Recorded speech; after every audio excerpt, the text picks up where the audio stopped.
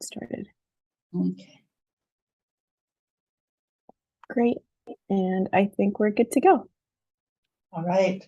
Good morning, everyone, and welcome to this May 22nd, 2024 meeting of the Oregon Early Learning Council.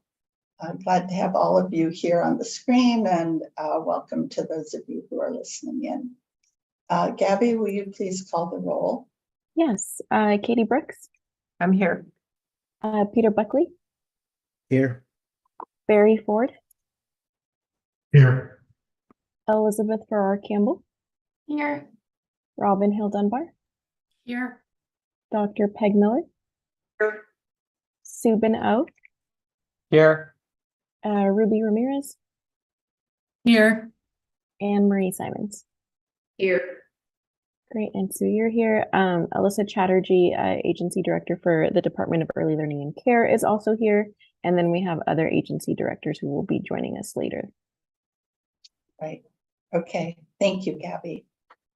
So we're going to open our meeting today, inviting any public testimony if there's anyone who would like to address the council. I don't believe anyone has signed up, according to Gabby.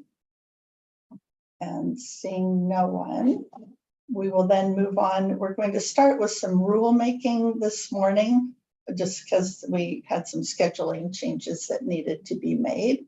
So I'm going to, we'll start with the Child Care Resource and Referral Match, which we heard about last month. And just to remind the council, you know, this is the only rule that we're going to be adopting today. The other rule that we'll be hearing about and that we've seen in our packet are just briefings from staff, and then we'll see them on our June agenda. So we just learn about them today, ask questions, see if there's more information we want, and then we'll actually be adopting them at our June meeting. So I want to start welcoming Margie McNabb, who is not a stranger to any of us. I think many of us have worked with Margie for several years, as the head of the co-chair of the CCR&R board. And Margie, I'll turn it over to you. Thank you, Chair Miller. Hello, everyone. It's good to see you all. And I'm here to just review the CCR&R rule match for the change in some of the language for your vote for approval. So Gabby, I'm not sure if you you have the slide deck, right? Great, thank you. We'll just quickly go over some of the timeline for this.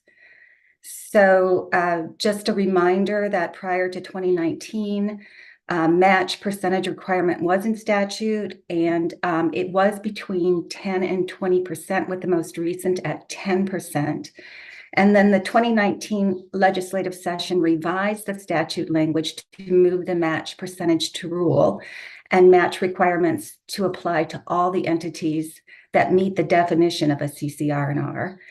And what we did is in March, we held one RAC. That included CCR&R directors, childcare providers, and community-based organization representatives. We got a lot of feedback from them, and we were able to make a few revisions to respond to that feedback. The public hearing was held April 22nd, and 2 CCR&R directors attended just to listen for comments. There were no comments made, and the public comment period ended April 30th, and there were no comments submitted. And then, as you know, I presented this at the April meeting, and then at this May meeting, it's to adopt the changes, and July 1st, 2025 is when the match would be implemented. So next slide, please. So here's just a quick review again of the match requirement. As you know, 10% match has been consistent in rule prior to COVID-19 for CCR&Rs. Requiring a match does promote diversified funding streams, and it encourages community investment and really builds the awareness of early care and education. CCR&Rs primarily provide direct service to our early educators and community collaboration efforts. We want to keep it at 10% and not higher than that due to this. And also in the past, administration funds were able to help support match, but that's not the case so much anymore with the backbone agencies. And our response to the community partner engagement was we added definitions to clarify core services funds, in-kind and pass-through funds. So that helps identify what funds would be required to be matched. And we're also going to provide TA sessions that help identify new options at the beginning of every biennium. So are there any questions?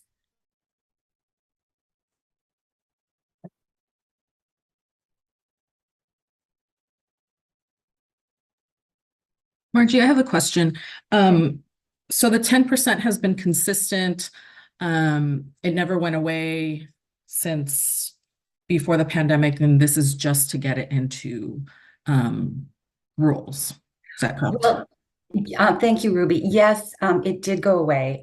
It went away when it was changed from statute, or it was taken out of statute. It did move to rule, but a percentage was not included in that language. So after that 2019 legislative session, there hasn't been a requirement for a match. Prior to that, yes, there was. Okay. Any other questions? Okay, if not, I'd love to have Katie put a motion on the floor and then we can discuss that. Okay, finding my motion. Hang on, it was in the chat and now I lost it. It's on the screen now, Katie. Great, thank you. I move to adopt the proposed rule change amendments dated May 22nd, 2024 that adopt amendments to Oregon Administrative Rules 414-500-0020 and 414-500-0030. Thank you, Margie. Katie, is there a second for that? I second it. Thanks, Barry. All right, any discussion of the motion? Hearing none, let's vote then. All those in favor, please raise your hand or say aye. Aye. Aye. Aye. Aye. Any opposed? All right, motion carries. And before Margie leaves the screen, I just want to let the council members know that Margie has decided to really retire this time. I think she's tried to do it before, but this time it sounds like it's for real. And on behalf of the council and many, many CCRNRs and families who have benefited from your passion for this work, Margie, I want to thank you very much. It's been great working with you. And she's not leaving till July, I think. So Yeah, that's we correct. still have a little bit of time, but we may not see her at a council meeting. So thanks, Margie. Thank you so much. And thank you, everyone. It's just been an incredible career. I'm very, very grateful. Thanks, everyone. So are we. All right. All right. So let's now go to our frequent topic, ERDC. And Dorothy, welcome back. It's good to see you again and again and again. Thank you.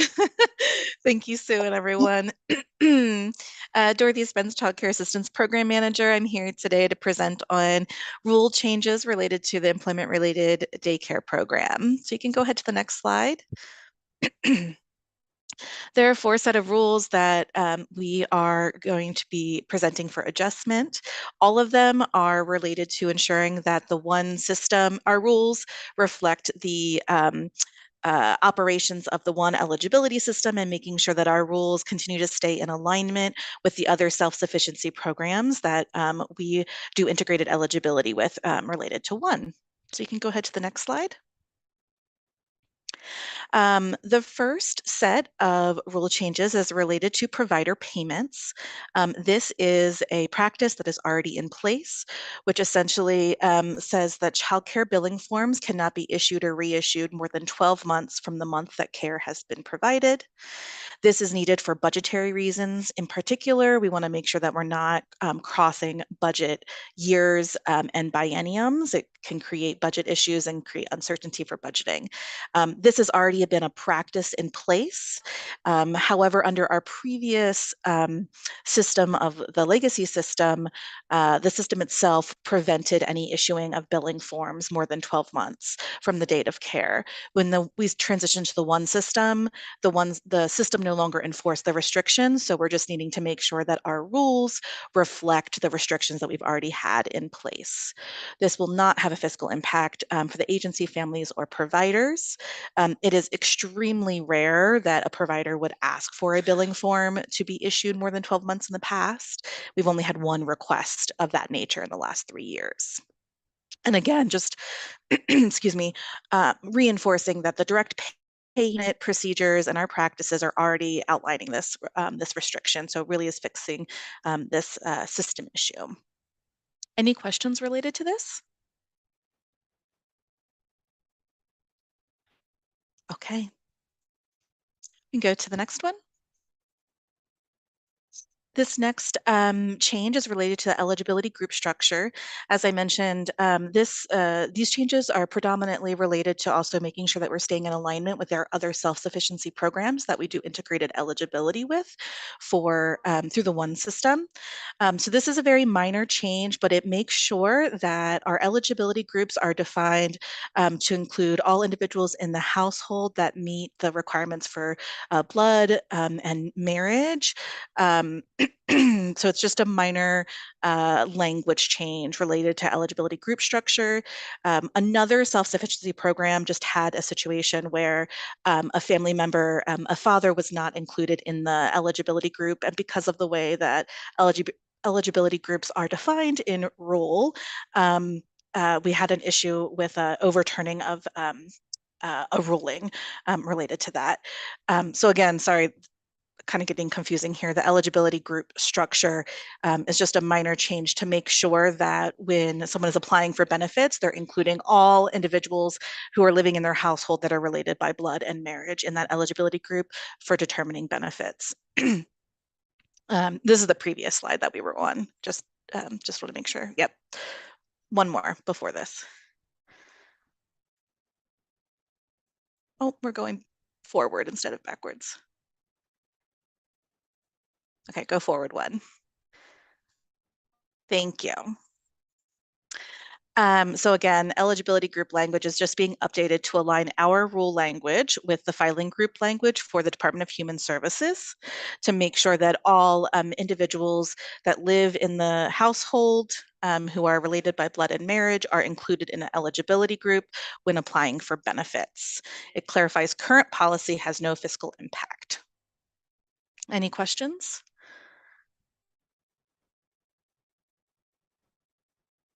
Okay, go ahead to the next one. In this rule change, we are updating our definitions rule set and our specific definition related to illegal activity so that we are adding psilocybin to the definition. Again, this is aligning with how illegal activity is also defined in ODHS rule language related to benefits. We are continuing to just align our rule language with theirs since we all use the same integrated eligibility system. It's already clarifying current policy does not have fiscal impact for the agency. I think that's all that I wanted to share on this one, just updating this rule language to align with ODHS rule language. Any questions? Okay, go to the next one. This is the final rule change. It also relates to the definition of illegal activity. So in the previous rule change that I just mentioned, we updated our kind of definitions rule set. And here, all that we're changing is removing in this rule set around financial eligibility, the term illegal activity and pointing to our new defined term from the previous slide. Again, this is clarifying current policy, aligning with ODHS, self-sufficiency program definitions, and does not have a fiscal impact on agencies or families, and will not result in any change of access for families. Any questions? Okay, go ahead to the next slide. So we have had a Rules Advisory Council meeting on this. We did not have any feedback regarding the rule changes, no significant feedback asking for changes to the rule language. Chris also held a public hearing recently, and our public comment period is still open through the end of this month. I'll be coming back to you all in June for the presentation for a vote, and the rules, if passed, would be effective on July 1 of 2024. And that's all I have for you all, unless there are any questions or any information you'd like me to bring back for the vote in June. Okay, thanks, Dorothy. Council, any questions, any additional information you're going to want in order to vote on those? Obviously, it's pretty much just aligning with ODHS. So probably sort of more of a cleanup than any sort of policy initiatives. All right, Dorothy, thank you. We really appreciate you staying current with ERDC. And I assume there's no big update as far as enrollment and wait list and all of that. We just know the legislature did allocate money for this. So any comments about how it's going for families? Did you want to share anything, Alyssa, or do you want? I can do a high level frame. I think we're continuing to update the dashboard, and Dorothy can get into more specifics. But we did see an increase in April that we were anticipating, and we're still trying to better understand. So it's just a really good reminder of why we need a year's worth of data, and that we're planning on coming to eBoard in the fall, because we'll have that 1 year of data and be in a much better place to know how much is necessary to avoid a budget shortfall this biennium. But we do know, with the number of families on the wait list right now, there is not sufficient funding in the SPA to be able to bring all families off the wait list. So our primary focus is making sure we have a balanced budget at the end of the biennium, and we still don't have enough data to feel fully confident about what that cost will be. And Dorothy, anything else you want to add there? That's right. I think that's right. I just would encourage folks, just if you want to stay up to date on the caseload, our dashboard's a really great way to do that. It's updated in the middle, about the halfway through the month. So it was just updated last week with April's caseload data, as well as our current waitlist number. I'll always caveat that the waitlist obviously changes every single day as new families apply for benefits. But that would be a great way to stay connected to that data. Okay, thanks, Dorothy. Okay, so that is it for rules for right now. Then there will be two more briefings this afternoon. Director Bell, who is going to be presenting information, as you know from the packet, on what her agency, Housing and Community Services, is doing in affordable housing. And as you know from her PowerPoint, she's done a great job of really focusing on some early learning connections and intersections, which I really appreciate. But she has a meeting until 9:30. So I've asked Alyssa if she could just give us a high level overview of what the budget's looking like, looking ahead to 25-27. Knowing, as we all do, that the governor has put a 1% cap on all state agencies above the current service level. So, Director Chatterjee, what does that mean for you and for DELC and us? Yeah, so this is the first time Governor Kotek has been able to sort of set the process for agency recommended budget and for governor's requested budget. And there's a couple of goals she's trying to meet here. So typically the governor's recommended budget process, which has to result in a balanced budget, is a little bit of a black box. There's not a lot of insight into sort of how it's developed. Agencies historically have developed their agency requested budget, or ARB, and we try to be, reasonable. You don't want a number that you get laughed out of the room, but we don't have historically the same requirements to produce a balanced budget, right? We've not historically had a budget box. And then there's a process where we are told, here's some of the things we're thinking of cutting, and we can appeal. And then we've historically not known what happens between our appeal and GRB, and we find out when it's released on December 1st. And so this is really an attempt to have less daylight in between and make it clear from the outset so that community has more realistic expectations for what budget may be able to support. And so the governor's office can be more entwined in ARB development to yield sort of a similar ARB and GRB. There also will be an additional revenue request, revenue forecast between ARB and GRB. And so that can offer some play. And so to Sue's point, there is generally speaking, a 1% cap on new investments. And so for DELC, we do know that the governor has been really clear that early learning and care is part of her education initiative frame. So we're continuing to work with the governor's office on what falls into that kind of frame of initiatives and the linkages to early literacy in particular. But the dollar figure, if everything had to fit under a 1% cap, which isn't the direction we're receiving right now, that would be about $6 million for DELC in terms of new asks for staffing, for IT investments, for expansion of services. So we're continuing to work to understand, what the governor's vision and initiative frame is as we go through our budget development process. And then you'll see what that looks like when we released our agency requested budget on September 1st. So there's still quite a bit of time. We have another revenue forecast coming out next week that will likely have implications for the budget box we're working within as an agency. But just to kind of give you a sense of scale. And again, we're still working to understand what falls within that 1% and what is sort of considered a broader initiative for the governor as it relates to our work. Any questions about that? Yeah. Any questions from council?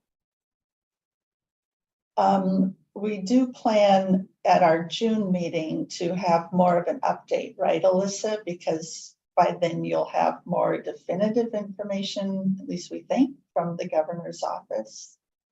Possibly. Historically, we do not really discuss POPs in public meetings because the information is advisory to the governor. And so I think we'll be able to get in much more depth in September after the ARB is released, but we may be able to share more about what is considered kind of an initiative and what isn't.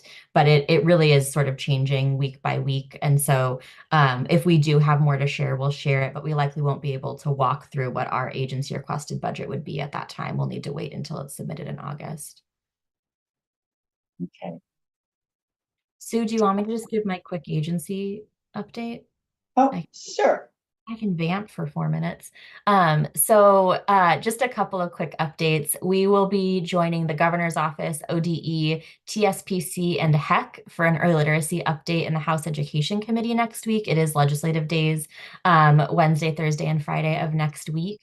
And so we'll be giving an update on the Birth Through 5 literacy grant and how that is going in terms of community engagement. We'll also be giving an update on Dolly Parton's Imagination Library, which of course we were able to announce a couple of weeks ago, and sort of share additional information about how that's progressing, what type of data we should be able to share as the program kind of gets settled over the next couple of months, and the role that the Dollywood Foundation will be playing there. We also are on track. We've got about a week to finish up our DELC strategic plan and DEI action plan. So those will be due to the governor's office on June 1st. And so we'd be happy to share the final copies of that with the council. It'll be on our website, and I'm happy to give any updates in the future on that work when it's finalized. We've been able to do several engagement sessions with our staff as well as external partners through focus groups and breakout sessions to really look at the details of each bucket and make sure there's no major flags or errors, and that we are really putting together an ambitious but achievable strategic plan. And Harriet, not to put you on the spot, but if there's anything you want to add, Harriet has been a really critical piece of this puzzle for us in making sure we have that balance of ambitious yet achievable policy goals. And she might have stepped away, but we'll have that to share. Yeah, Harriet. Oh, you're muted. Okay, hi everyone. Well, the plan is almost ready to share with everyone. I think the only other thing maybe, Alyssa, just to share is that the plan has had a lot of input in its creation. Okay, you all obviously gave input as council. There was a large amount of community engagement. Gabby was actually, so Gabby can come off, we can see her picture. Gabby did an incredible job basically with that effort. And I think relative also, let me just say to Raise Up Oregon, that there's a whole crosswalk in the document to show the DELC plan and its relationship basically to Raise Up Oregon, so that DELC can honor the commitments made in Raise Up Oregon, basically for council. And then because of the startup issues that we've talked about for DELC as a new agency and so forth, there are some additional considerations that are inside of the DELC strategic plan. So soon it will be available, maybe by the June meeting, basically, so that'll be, good to have that as another part of the framework for helping to move all the work ahead. Thanks, Harriet. And thanks, Gabby. Gabby and Karina Guzman-Ortiz were critical in fielding all of this engagement work. Yeah, David. And since Alyssa had mentioned legislative days, also just wanted to let everyone know that at Wednesdays, House Early Childhood Human Services Committee, Catherine Pears from the Oregon Social Learning Center will be presenting on a series of surveys that they've conducted on our behalf. Thanks to the Preschool Development Grant federal funding, both with families on their experiences in accessing childcare and their experiences with suspension expulsion, but also with childcare providers, really covering a broad range of topics, including information on the stress that we know that childcare providers experience in the field and what that means for their work. So it's just a great opportunity to share that information with the legislature. Thanks, David. All right, so I'll hand it back to you. Okay, thank you, Alyssa, David, Harriet, Gabby. Great updates. So I see that Director Bell has joined us. And good morning. Great to see you again, Director Bell. Oh, and Mitch, great to see you again as well. Morning. So we're very appreciative of you taking time to prepare the PowerPoint that's in our packet and to give us an update on the amazing work that your agency is doing. I think every time I read an article about gubernatorial actions, you all are in the middle of them. So I know it's been a very busy years for you, but you're doing great work and we appreciate you being with us. Absolutely. Well, shall we dive right in, Sue? Sure, let's do. Wonderful. Great. Wonderful. Well, first off, thank you for making some time for us. Let me just start with that. I am excited to spend a little bit of time just to have a really open dialogue and conversation, both around what the agency is up to and where we are headed. I'm sure that Mitch and Chelsea, who have spent a lot of time with this body, and each of you over the time have done a swell job at keeping you all apprised, but I'm really grateful to be here and to have a little bit of time with each of you. Mitch has the esteemed job of helping to keep me on track. I don't usually use PowerPoint, full acknowledgement, and so he has the esteemed job of keeping me on point this morning. So no small feat to you, Mitch. But first off, let me just say to anybody that I haven't had the opportunity to formally meet, Andrea Bell, I'm the Executive Director of Oregon Housing and Community Services. I use she, her pronouns. We can move on to the next slide. Just to lay out our intentions, our shared intentions for what we hope to really engage this body in today is really want to make sure that you all have clarity in some of the things that we are thinking about in terms of our role in relationship to the people of Oregon, and to ensure that we are pursuing progress, but really what that means with greater specificity in terms of our role and responsibility to the youth of our state and their future, and where we see as our role and responsibility to help pursue progress with their future in mind as part of that shared work. We'll spend a little bit of time just laying out sort of like the lay of the land in terms of data and demographics that's informing our why. There will be parts of our collective future as an agency that feel a little bit different, that maybe we feel a little bit different for folks who have really worked alongside us in the past. And we think that the reality of the cacophony of issues that Oregonians are facing, there's an inherent mandate in there that we continue to take stock of where we need to expand and grow to ensure that we are not candidly staying stagnant and holding precious to things when the world around us is changing very fast and the economy is changing.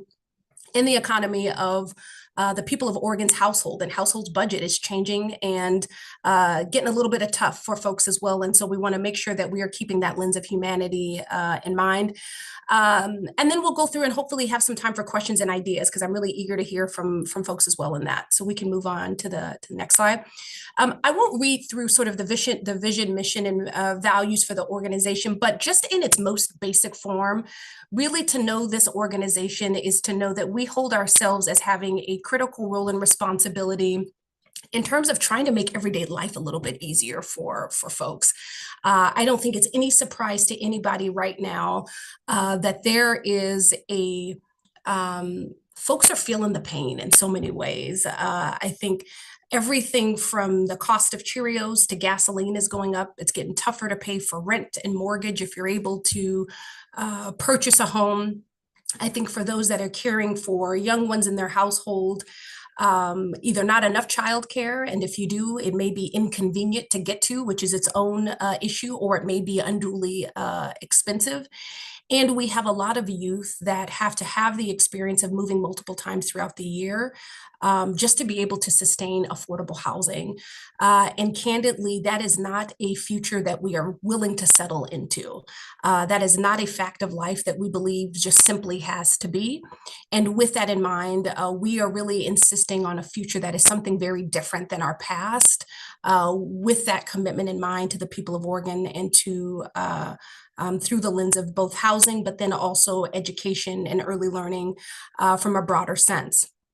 And so as we think about our role as a housing agency, what I would imagine is that people are going to start seeing us expand and grow into different things with that elevated consciousness. And I'll just sort of give you a brief insight into this. When we really began to embark on the early learning work, I remember having a conversation with someone, and they sort of I could hear them sort of wrestling with this question of why is a housing agency getting into childcare work? And so I said, well, we're not opening up childcare facilities ourselves personally. We know what our core expertise is. However, as a government institution, as a government agency, our job is to have a pulse on what the needs of the people of Oregon are and to grow with that and to make sure that we do so that does not repeat harms in that. And so really to know us is to know that our lens is to make everyday life a little bit easier, to make sure that we are expressly facilitating progress that centers sovereignty and centers race, not in an abstract way, in a very real way that people can see and feel in that. And I think as part of that progress that we are pursuing and that future that we are insisting on, We also know that we cannot also measure the effectiveness of our work by just volume of units as well. There are other things that we need to think about in terms of where can housing solve more than one problem? Where can housing help connect communities where maybe once point it divided communities? And where do we as a government agency really need to reimagine, really think power sharing as an organization? Different things perhaps than people might think of as a government institution, and we couldn't think of a better time to be growing into ourselves in that way. Next slide, please. So just to sort of lay out the framework here that I think a lot of folks know is that when we talk about the connection between housing and education, this is not a reality that is an abstract way or an inconvenience for families that are needing affordable housing. We recognize that when we look at the data over time, it's continuing to show us a lot of the same impacts and harms.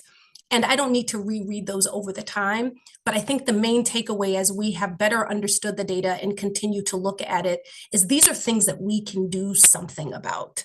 And so I think that is really the prism of it when we understand that in order to insist or ask for a student to show up every day, to be their best selves, to do their homework, to get through the day as they need to, it is an undue burden and an unfair responsibility to think that they would be students and not have some of their basic needs met.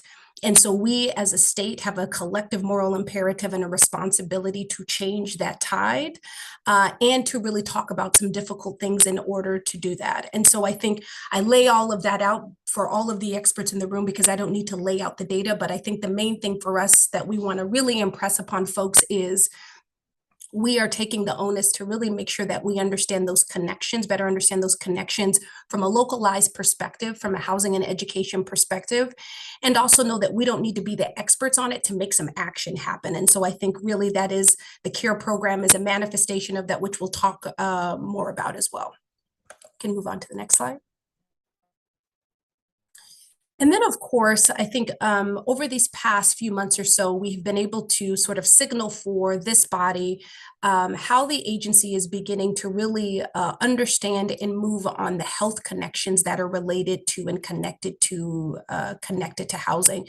So when we think about that in some very plain terms, obviously we know that a lot of times when we talk about the need for affordable housing, it's generally focused on supply of new affordable housing because that feels the most exciting, and it is exciting. We want to continue to build more affordable housing and see things go from being sort of gravel and dirt to building up of something. And what's also needs equal amount of attention, for example, is preservation of affordable housing. So when we invest in affordable housing, we don't get it forever.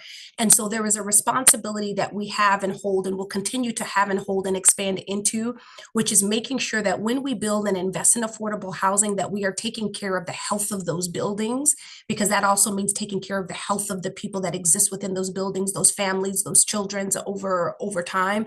I think there is a tale as old as time about the very clear and disparate health impacts at what happens when we don't have both financial investments and concerted strategies that really focus on the infrastructure of place and place-based initiatives, and making sure that when we invest in housing, that we are continuing to make sure that it is meeting not only minimum standards, but that it is facilitating health for individuals and families as part of that.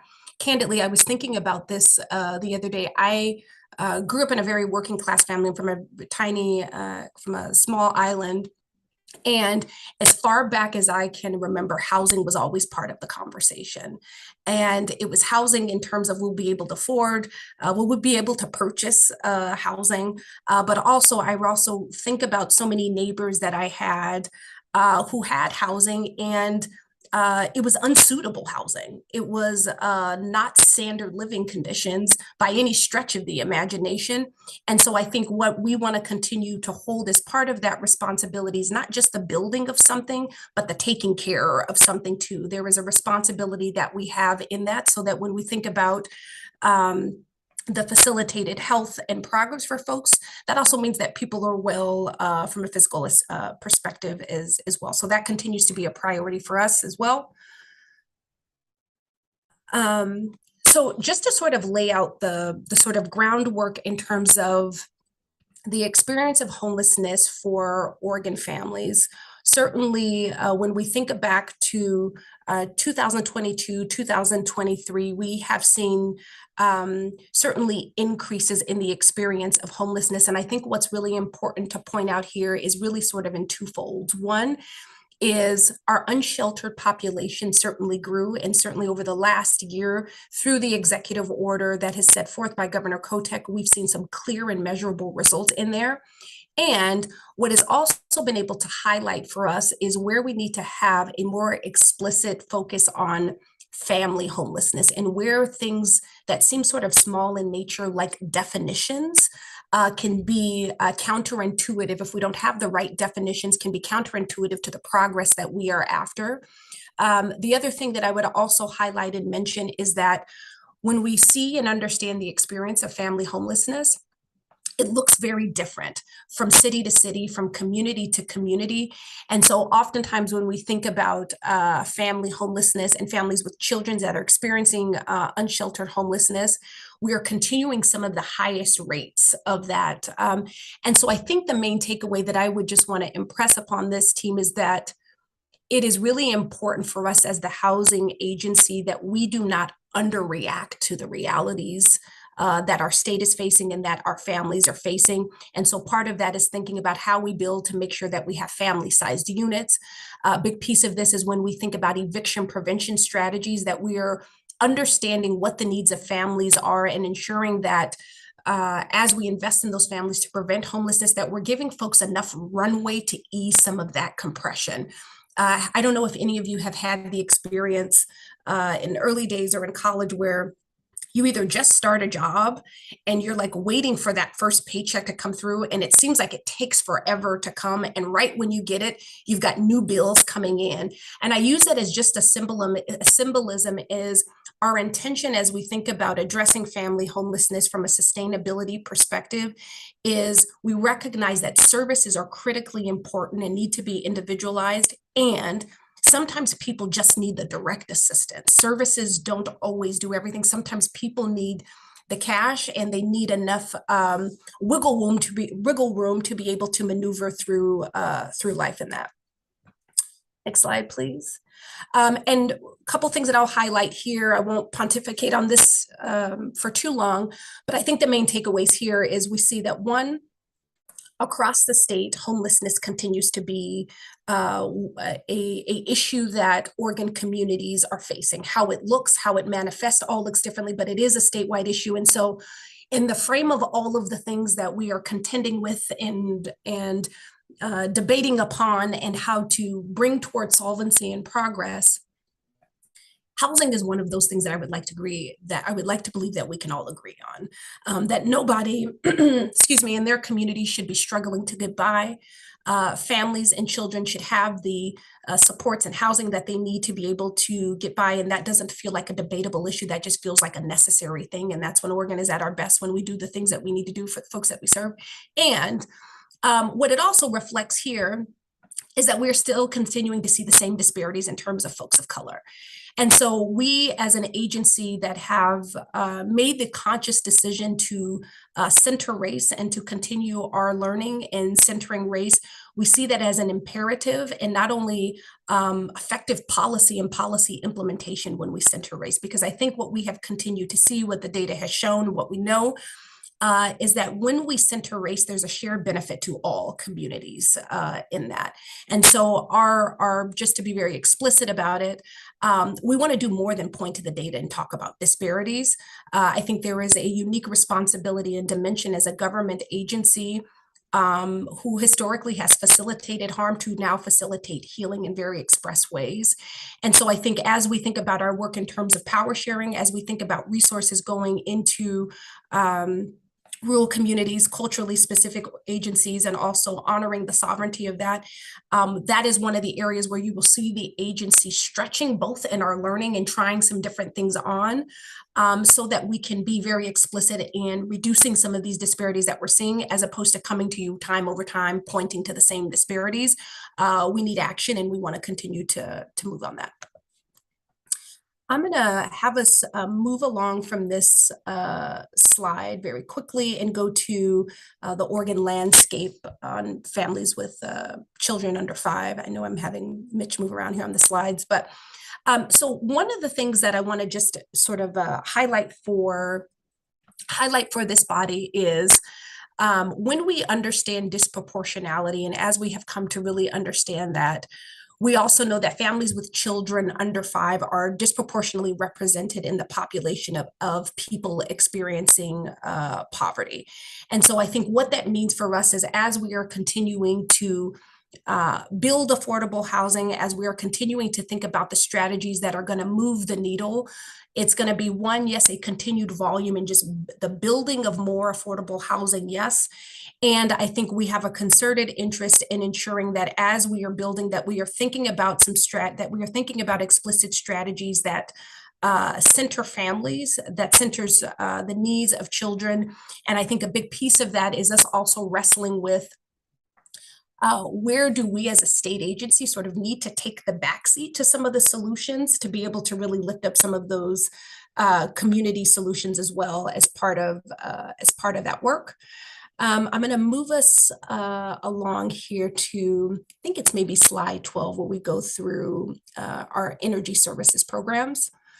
Thanks for that.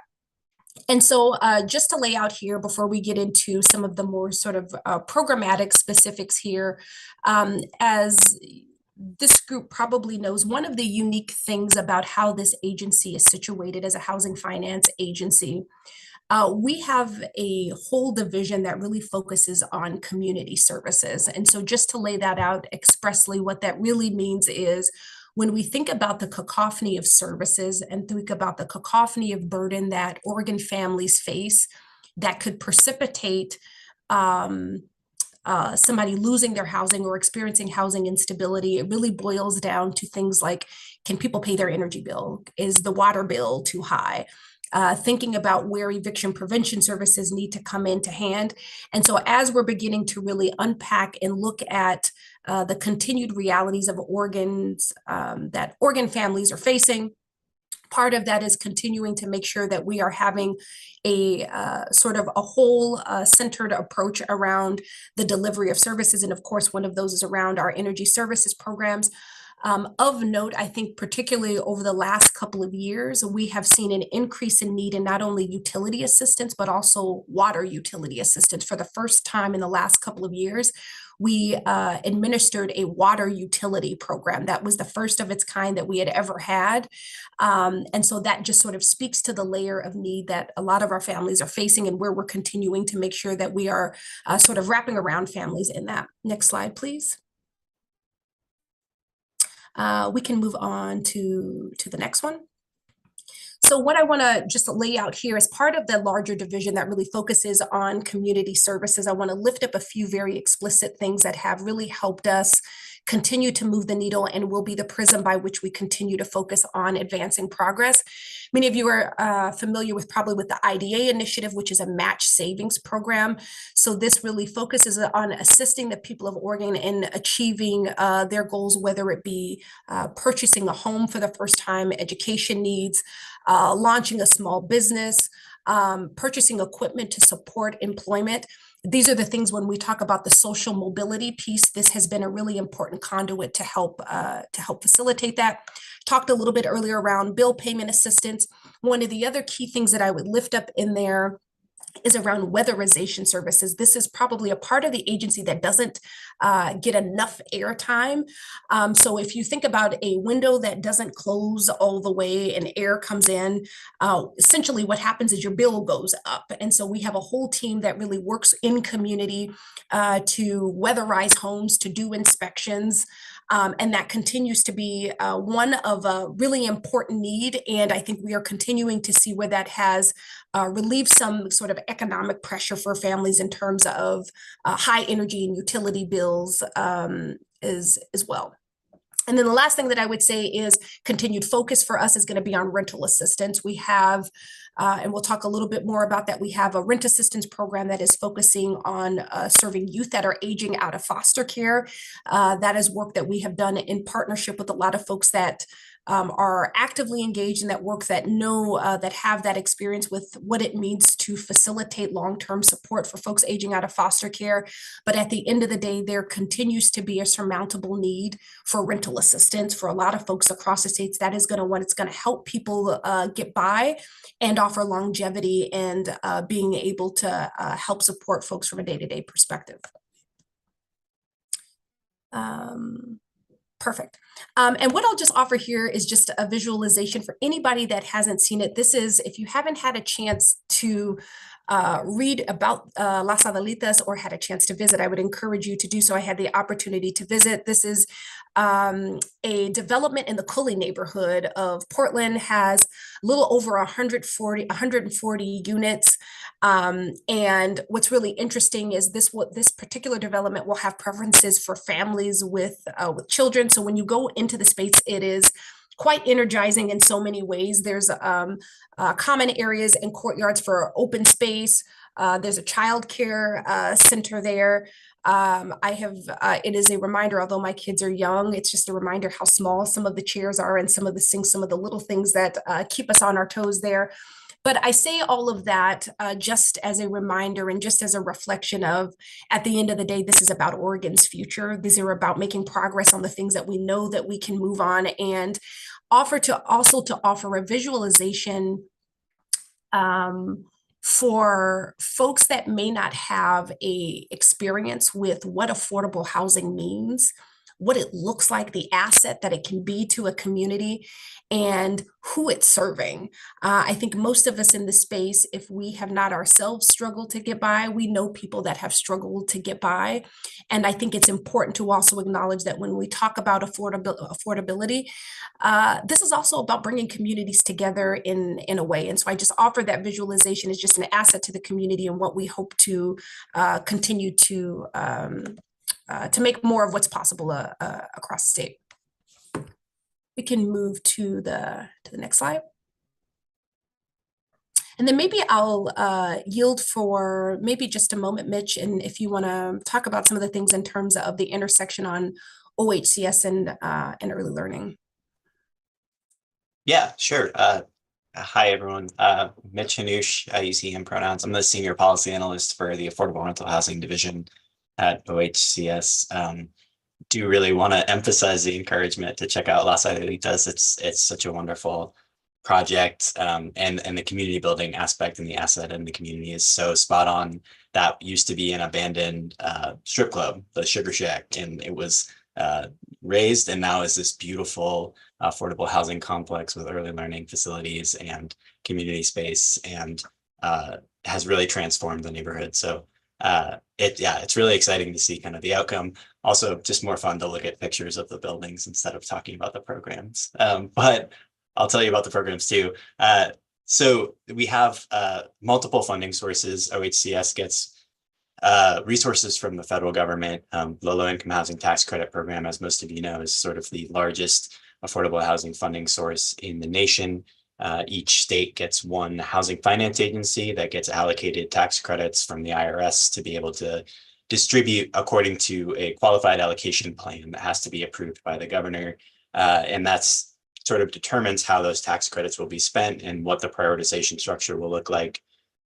We also have a lot of state resources recently, especially that have been flowing through our agency. We have some that are associated with the document recording fee. We get a percentage of those through, and those go into our general housing account program, which is often used as sort of a gap filler in budgets. So trying to make sure that we can finalize a project and kind of get over the finish line.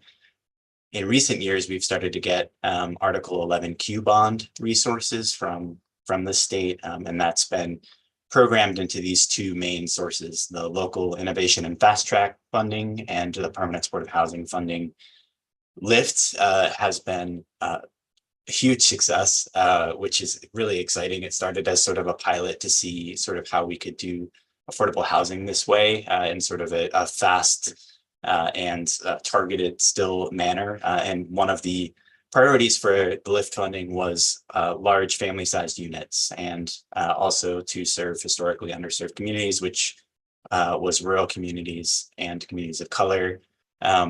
we've seen that program expand rapidly, and in the last biennium received the largest allocation we've received yet, over $600 million of Article 11 coupons. And so we're really excited to get going on distributing that. That has required us to sort of update our process, and sort of Andrea alluded to this earlier. We've had to sort of pivot a little bit from our traditional way that we've done things, which, you know, historically we've had these resources and we've allowed folks to apply for them individually.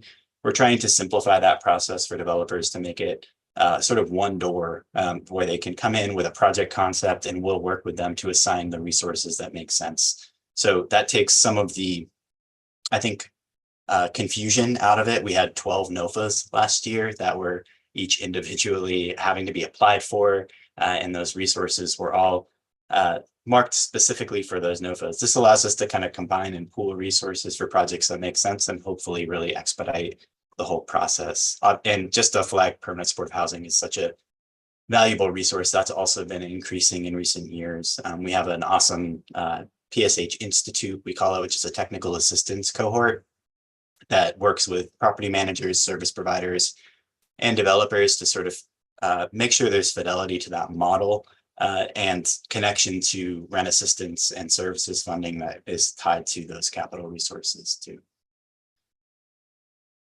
Do want to highlight too our co-location fund. We're so excited about this. We worked with Department of Early Learning really closely when we were initially kind of given the mandate to produce a study on the effectiveness of co-location and the need of co-location of affordable housing and early childhood education centers.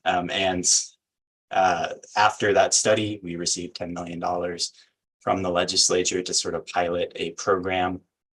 Based on the recommendations from that study, we had a procurement, which we also worked with Delcon, which was super helpful because of their expertise. And that was awarded to last summer a CDFI collaborative, a community development financial institution collaborative of 4 different CDFIs, Craft 3, Micro Enterprise Services of Oregon, the Network of Oregon Affordable, or for Oregon Affordable Housing, and the Low Income Investment Fund. Those 4 CDFIs are all working together through Build Up Oregon. Is the name of their kind of new collaborative on that.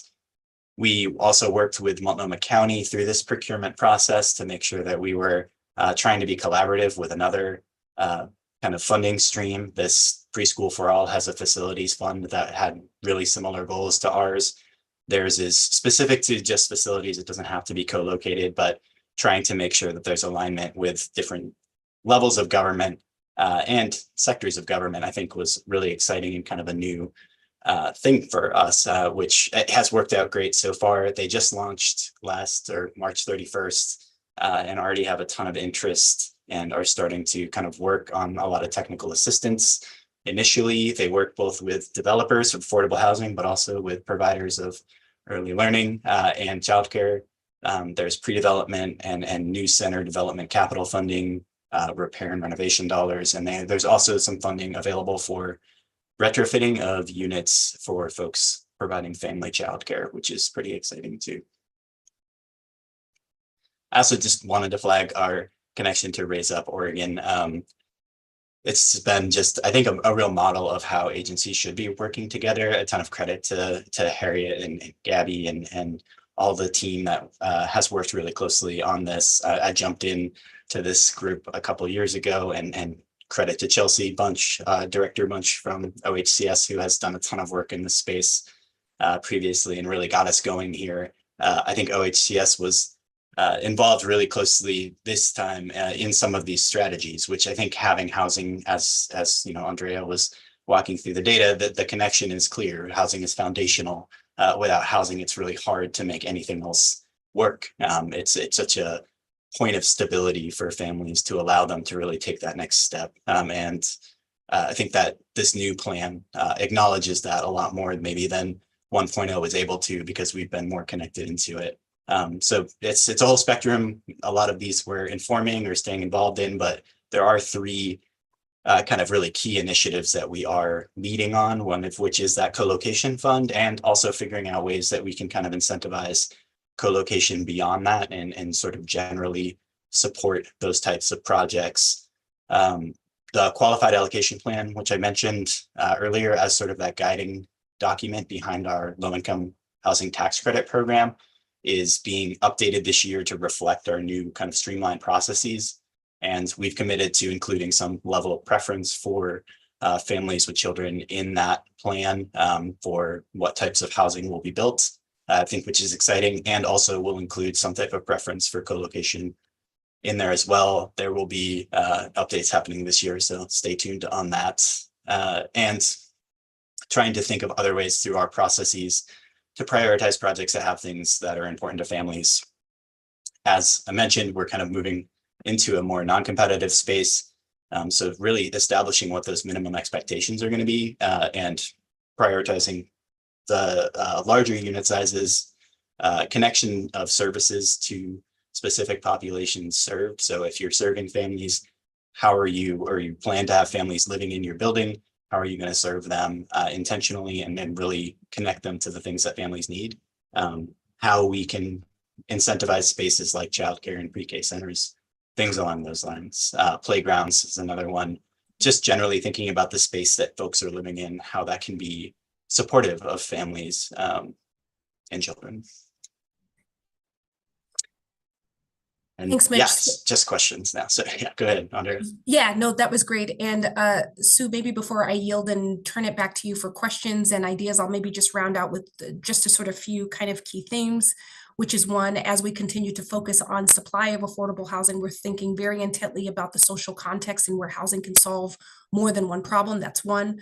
I think secondarily, continuing to focus on working across the enterprise.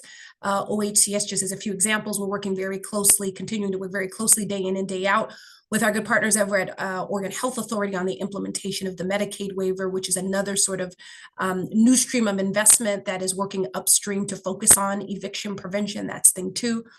Thirdly, well, secondarily, as in another example, working across with folks at the Department of Transportation on there's a lot of new federal infrastructure money that can also do things with housing. So we're certainly working as a whole of enterprise towards that progress. Third, I think really wrestling with where we as an agency sort of need to continue to mature into ourselves and thinking about where our processes need to evolve to be able to facilitate the progress that we need to be engaged in. I think a continued focus on power sharing and centering and explicitly centering race and sovereignty in a way that isn't candidly performative. We got to get to work and we got to make sure that this is progress that everybody can fully participate in.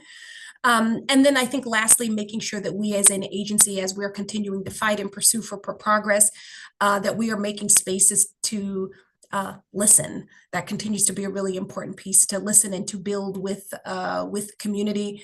Appreciate the time. Would love to hear just what questions, ideas, thoughts might be coming up for folks. So appreciate the time. Wow. Thank you so much, Director Bell. That was an amazing presentation with really wonderful, tangible data, but also just your vision and passion for the importance of housing in every person's life. I mean, it is foundational. There's no doubt about that. So let's move to questions. Katie Brooks. Great. Thanks so much for that presentation. Eating it up with a spoon. It's really apparent. I'm from Bend, so Central Oregon. When I looked at your numbers, that our percentages are pretty dang high, comparatively speaking, to the rest of the state, which isn't surprising. One of the things I just wanted to put out there, you probably are aware of it, but when you're looking at not just affordable housing, but the full spectrum, as people move out of affordable housing into something maybe a little bit below market, we've been working with developers trying to figure out how to integrate childcare and services within new developments or renovated developments. And some of the challenges are the cost per square foot. So when you're doing an affordable housing project, your funding stack looks different than if you're doing market or something just below market. It's that mid-market piece. I'm wondering if you had any insights on that. We've worked with a couple of developers here in that spectrum, and both of them have gone the route of in-home childcare. So they've applied for tax credits for below market units. They've made the units larger and earmarked them for in-home childcare. But still the finances are hard to make work. Do you have any insights in how we take this fabulous idea out of just the affordable realm and maybe duplicate it into the mid-market? Oh, Katie, I appreciate that. And I was just in Central Oregon. You all are doing some really great work in more ways than one. And maybe I'll start. And then if Mitch has anything that he wants to add, and I'll invite him to do so. So I'll offer a couple things. I think you bring up a really important point in that there is an inherent eventuality that the work that this department is doing is going to expand into market rate. I think there's just an inherent need for that. And obviously the work that we historically, and most of the work that we've done up to the point has really focused on that, really focused on the affordable side. And I think, as probably this entire group knows, is that that term affordable is starting to stretch and expand in such a way. And I think we have to be able to move into the time. I'll give you like an example of that. One of the newer investments that we got involves a revolving loan program. And so that revolving loan program is essentially resources that will come from the state directly to local jurisdiction, to the cities. And what it does is it gives more autonomy to the cities for resources, because those resources could be used for market rate development in the context of those communities. But this is also like another example where the cities are really sort of driving what are the needs and what are the projects that need to have priority energy in our community, and having more resources from the state that can be more flexible, that allow for local jurisdictions to do that. The second thing that I would also say in terms of the market rate space, I think the financial stack is going to be a really interesting conversation on the market rate side when we think about the intersection of early learning in it. One of the hopes and desires that I have is that the CARE program should not be a short-lived one-time investment. That doesn't get us anywhere if it does that. It essentially makes something one time that is a long-standing, predictable issue. And we know that we need more of it. We know that people of Oregon would need more of it. And I would say one of the things I would be really interested in, Katie, is convening and engaging in a conversation around what the next iteration of this looks like in a way that's not only defined by the state, but that is what really with community to think about. One, we know there's need. What's the interest look like? What's the local capacity look like? And then when we look at our financing tools, what are the ones that work and that we see as being fungible enough to actually help solve that problem and make it real? And what are the gaps and the realities to making that happen? And I think that's one of the particular things I would be interested in, is having a conversation with local folks around what the next iteration and of expansion to this looks like. Mitch, anything on your end? Just that, that absolutely echoing what you were saying, Director Bell. I think the thing I would share too is that the costs are absolutely an issue that are popping up across the board with development and construction, and especially with these types of projects that have kind of these community spaces.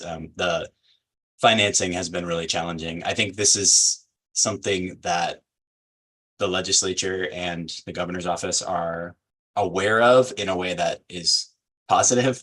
They've started to sort of come up with some concepts. There was the Housing Production Advisory Council that was convened by the governor that I'm sure a lot of you are aware of. And a lot of those recommendations were around how can government get out of the way? How can we take some of the barriers that are regulatory or potentially burdensome for folks that are trying to do this work in community, and break those down in a way that, ensures that health and safety are still taken into account, but also that allows these really critical types of projects to be built in community. We've already been able to implement some things that allow us as an affordable housing agency, finance agency, to produce more mixed income developments and to help finance more of those types of projects in a way to sort of, I think, support more communities. I think that was a recent update to our sort of statutory abilities, which is exciting. I think we're already seeing some folks with some interest there in ways, just getting creative, essentially, right? Like, how can we make more types of projects happen throughout the state at all different income levels? And to Andrea's point, or Director Bell's point, we are moving, I think, into that middle income space shortly, and the revolving loan program is kind of our first step into that realm, but we have a lot of other concepts sort of brewing in ways that I think are really exciting that can help support those projects, and also use, so creatively use some of that type of financing in ways that can support the lower income spectrum as well, right? That try to, diversify our investments a little bit more. All right, thank you both. Peter Buckley. Thank you very much. Great presentation. I love the vision. I love the sense of urgency. I really appreciate it. A couple of things, talking about working with other agencies. We've been working, I'm here in Southern Oregon. We've been working with ODHS on their family preservation effort.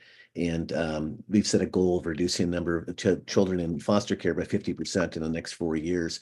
And housing just so fun, it's foundational to everything. I'm so glad to see this part of your vision.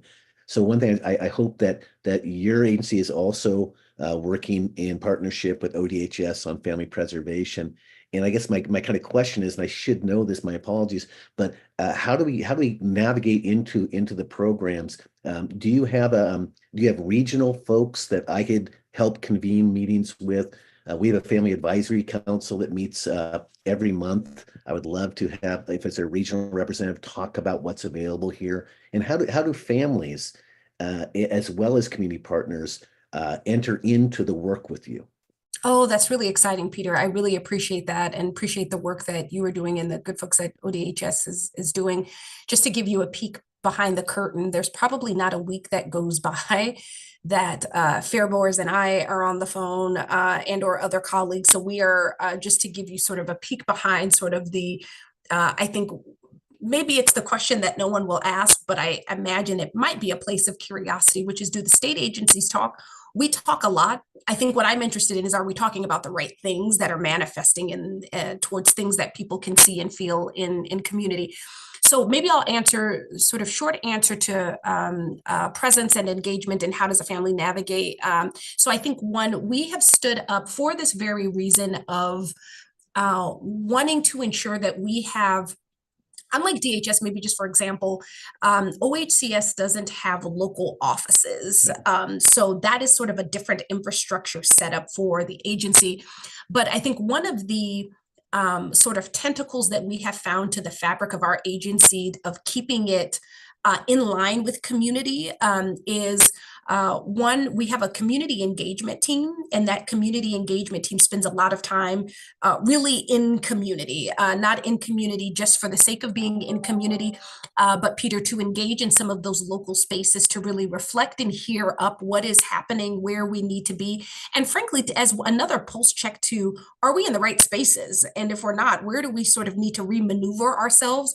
And so as a follow-up to that, just to be tactical, I'd love to make sure that you can get in touch with those folks, because it sounds like there is a sort of active presence now on the family side. And so we, in that, we're actively involved in a lot of work for Oregon's aging adults, and sort of other very specific populations. And so if there is I won't take that as an invitation, but if it is, we would love to be at the table and be part of it in that way. And part of the role of that community engagement team, and also capacity across a lot of the divisions, frankly, is to work directly with a lot of local community organizations, so that as people are navigating what can be trying, difficult systems, frankly, as a government agency, you need to be able to get us on the phone. We need to be able to be accessible in that way. And so we are still building, but have more capacity than we've had in the past, to be able to be engaged in that way. And so if there is an offer for us to be at the table, to really be part of it in a much more tactical way on top of what we're doing, you say the word, and we would love to take you up on that. It's fantastic. Thank you so much. Appreciate you, Peter. I think I know Peter well enough, Director Bell, to know that that was an invitation. So I think I'll take it as an invitation. Yeah, that's right. Although we have also taken other invitations and people have said, was that an invitation? But we'll take it, Peter. Thank you. other questions, Barry Ford. Thank you. Director Bell, what a great presentation. I really appreciate your vision also. I wanted to ask you about collaboration on the other end. So it's great to be able to connect what you're doing with local efforts, and that's actually critical. But I'm wondering, to what extent is your agency also trying to leverage federal dollars, specifically the Department of Agriculture dollars that focus on rural development that can be used to develop affordable housing in rural communities across the state? Yeah, I so appreciate that, Barry. It's in more ways than one. It's really good to see you. Really appreciate your presence. So a couple things on this, because this is I mentioned at the top, and it wasn't hyperbole, that Mitch has the esteemed job of keeping me on focus today, or else I will just summons all of your time all day. And to not make this a snooze fest, Barry, I will say there's probably 3 things that we have been tracking and have been engaged in. The first one, broken record alert, is tax credits, low-income housing tax credits. We don't have enough of it. We need more of it. We need Congress to push something to give us more of it. The reason why that's so important is much of what we have built and will continue to build relies upon tax credits, and it is hinged upon a bill that was established before I was born and hasn't been updated. The time has changed, and we need the bill to change yesterday. So that's thing one. So we'll continue to be focused on that from a federal perspective. The second thing, Barry, that we have been engaged in is I actually just got off of a 2-hour call the other day, wasn't planned to be 2 hours, with rural development. And just to give you sort of an insight to the conversations, it was one around the structure of how some of their financing tools work. Where can they improve? Like, where can the existing stuff just work better, and where is it not? And there's no shortage of feedback that we have gotten on to that end. And then also on the rural development side, there are some newer tools coming down the pike that I think they are trying to figure out. We are working to figure out where can our agency and their agency work together to make those tools not only get the resources, but also make sure by the time that they land in rural communities that they're actually workable tools. I was speaking with someone recently in Eastern Oregon, and they were like, could you not give us that weird state government money or that weird federal money? Could you give us the money that's actually workable? So we know what that means. And so we actively are having those conversations. The other thing that's really interesting is actually the federal infrastructure law that passed. So this is a historic scale of investments in America's highways and roadways and rails and all of those other sort of infrastructure pieces. The reason why that is so important is because there are housing provisions specifically for rural communities within those investments, billions of dollars in investments. And one of the contours to those conversations that we have been having is there's a lot of money, federal money happening through that bill, but you have to apply for it. And so if you're in rural Oregon and let's say you don't have enough capacity as it is, now you have to apply for a federal grant and then maintain the grant while you're doing 4 or 5 other jobs. And so it makes the money there, but you're only looking at it. And so one of the things that we have been exploring, Barry, is where is there an opportunity for the state to support rural communities and coming in for those infrastructure dollars? Because the dollars will be dispersed across the country. What I have a particular interest in making sure that those dollars come to rural Oregon, and that rural Oregon is supported in those resources. And then the last thing that I will just say is the transportation and housing piece is a really interesting thing. And there's a unique dimension to that in rural Oregon, because oftentimes when you build a new development, you might find you need a new sidewalk in the meantime, and who's going to pay for that? And so I think we've got some of these really important and new provisions. And I think all of us tend to experience our life in miles, not minutes. It's one thing if it takes 30 minutes to get 30 miles. It's a different thing if it takes an hour to get 30 miles. And those are tangible things where the resources are here and where we're working across the enterprise with a really unique dimension and lens on serving rural Oregon. Thank you, Director Bell. Time check for council and for the director. We had only asked you to stay till 10:15 and we're running over. So I don't know if we're interfering with another appointment you have. Let's keep it moving. As long as you'll Okay. have us. Yep, I'll take your lead on it. Okay, and community panelists who are online and waiting, we will get to you very soon, but hopefully you're also enjoying this discussion with the director. So next question from Ruby. Thank you so much, Sue, and Director Bell. Thank you so much for this presentation. I really, really appreciate sort of this holistic and expansive view of your agency's role in improving social determinants of health. That's really, really love seeing that. So really, I just have a couple questions and I can follow up, or a couple comments, and I want to follow up with a question that I can email out later. The other thing that I wanted to say is I really appreciate the focus on immediate needs and stabilizing folks. And I'm not a housing person, but you know, I really love the IDA program, thinking about home ownership as a generational wealth building strategy that can help solve some of these more immediate short-term issues. So I don't know, I mean, like that would take a lot of funding, right? And I don't know what's available out there, but it was just a comment that I wanted to make about how this can impact generations, right? And how is the agency thinking about those types of issues too? Thank you. Wonderful. I will be quick with my response. Ruby, so good to see you. Good to meet you. OCF is doing wonderful work. So I just appreciate that. That continues to be a focus, certainly for the department. And I know something that the governor cares very deeply about, which is, yes, being responsive to the immediate needs, but also our job, our collective job is to hold the long-term vision and make sure that we are creating a ripple for the betterment that changes life, that changes generations, and also right some policy wrongs, if you will, from historical ways of doing business.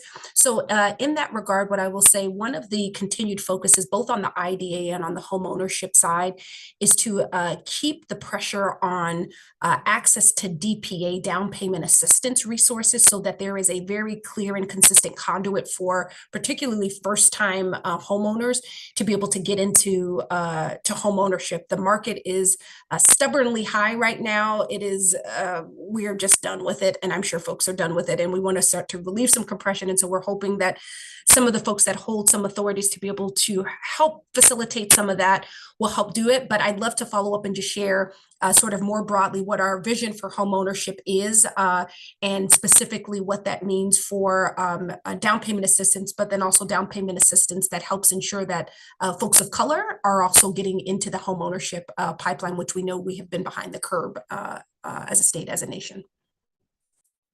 Awesome. Thanks, Director Bell. And I know you're aware of the impact that OCF has had in the housing arena as well over the last several years. So good partner to have. Final question from Marie. Hi, thanks. Director Bell, really both inspiring and practical presentations. So really appreciate your time and your agency's time. So I'm from Bandon, Oregon, down here on the South Coast. And a couple of things come to mind I just wanted to share, and then one question for you. So first is we just had a regional housing summit down here, and there's a lot of momentum and energy, and I would say even for us, projects in the pipeline on the South Coast, which is hard to get to. And I would say hard to get to because of a couple of major problems opportunities maybe. One is the pre-development dollars are really, really hard to find, and can be a huge barrier to any sort of development, especially on the coast when you've got wetlands issues and buildable lands issues and things like that. The second thing that we heard from developers was infrastructure money. I mean, whether it's just flat out not there, or it's old and it needs to be updated to accommodate the level of housing need that's there. And the third is around what you already said, which is rural capacity. So everyone in rural, you know, they're wearing 10 plus hats.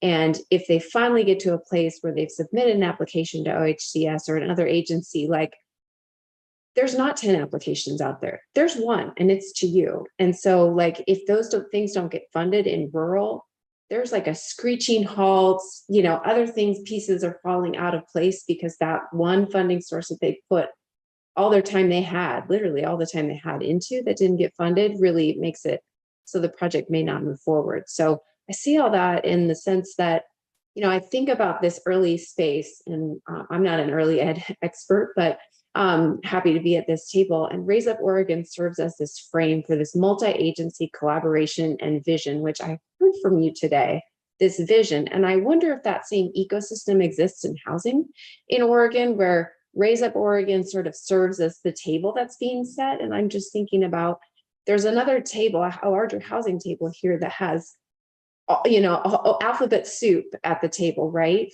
And all these other issues. And obviously you all are a key player in that, but I just wonder, I hear you say, you know, agency heads are talking to each other, but the alphabet soup it's big in housing. And so I just wonder how you all are working on that. Yeah, Mari, I so appreciate the question, and I appreciate the framework by which you laid it out. And I think being really explicit around some of the needs that your community is facing, which I'm sure, while no one rural community is alike, I'm sure there is a shared experience in that. And so I appreciate you just acknowledging that. I'm going to be as concise as I can here, Sue, so that Sue doesn't kick me out of the virtual room here. So a few things that I would mention here in no particular order. So first, you mentioned infrastructure. So this is a really interesting thing because during the most recent session, infrastructure was a really flagrant part of a lot of the dialogue in a way that I think a lot of folks were really excited to see, particularly water sewer infrastructure and other critical infrastructure needs to ensure that the foundation is safe and well in order to build upon. And so we're seeing some of the first investments in infrastructure. I'm really grateful that this governor came in with not only a focus on housing, just sort of from a numbers perspective, but I think really wanting to deconstruct and understand the full needs of communities, to understand where there are funding gaps to help ensure that we can actually build and that cities and communities can build. And so the first time in a really long time, we got infrastructure resources. And so I'm happy to follow up and share with you more information about scale of resources, what's included in that. But I wouldn't be surprised if infrastructure continued to be a really important part of the conversation and where we saw it further resources. So there are new infrastructure dollars in that. In terms of rural capacity and sort of just the work that you and your team are doing to really sort of put all your collective weight into it, and the implications of, you know, feeling like you have to split yourself into multiple spaces to, you know, put one application in and then what's waiting for me on the other side. So interestingly enough, one of the areas where we got feedback, and this was all born and bred out of rural communities, was we were asking a lot of questions around where can we better show up. And one of the themes that we heard, and I'm paraphrasing, was you all have so many resources and we don't even know where to start with the questions. Like one thing, talk about the alphabet soup, Mari, like I think, and so out of those conversations, really established a rural TA team that sits within the same division as Mitch and his colleagues do within affordable rental housing. So there's actually new capacity and expertise, so that when there is an idea for a development and you just need a thought partner to actually get on the phone, as opposed to applying for something. And then do you ever apply for something and put something for, and you're like, did I fill this out right? Do all the pieces come together the right way? The idea is that now the state is opening up a new door and capacity and expertise that you can get on the phone with and really have a thought partner with you and navigate and support you through the process. And then when you get to the point of submission, we're moving away, as Mitch mentioned, from competition. So this is about readiness to proceed. And so what that means is that by the time you get the application in, not only will you have greater support on the front end from the state, it also means that there will actually be hopefully resources there for rural communities, given that we have set-asides that are specific for to support rural development. And so I would just offer a standing offer. If you would like us to help make that connection to somebody on that team, we would love to be able to do that. And then I would be really interested in hearing your and the group's feedback around that sort of larger group convening that you mentioned, around whether there needs to be something that convenes in more intent from a housing perspective. I have some initial thoughts, but certainly would love to get any more specific feedback you have or have a conversation offline as a commitment. Just real quick to chime into on the pre-development question, we did get funding this last session for pre-development, which is wonderful. It's sort of an initial investment, but we're standing up that program and are going to be launching it when we launch our new process in the coming weeks. So definitely encourage you to reach out about that as well.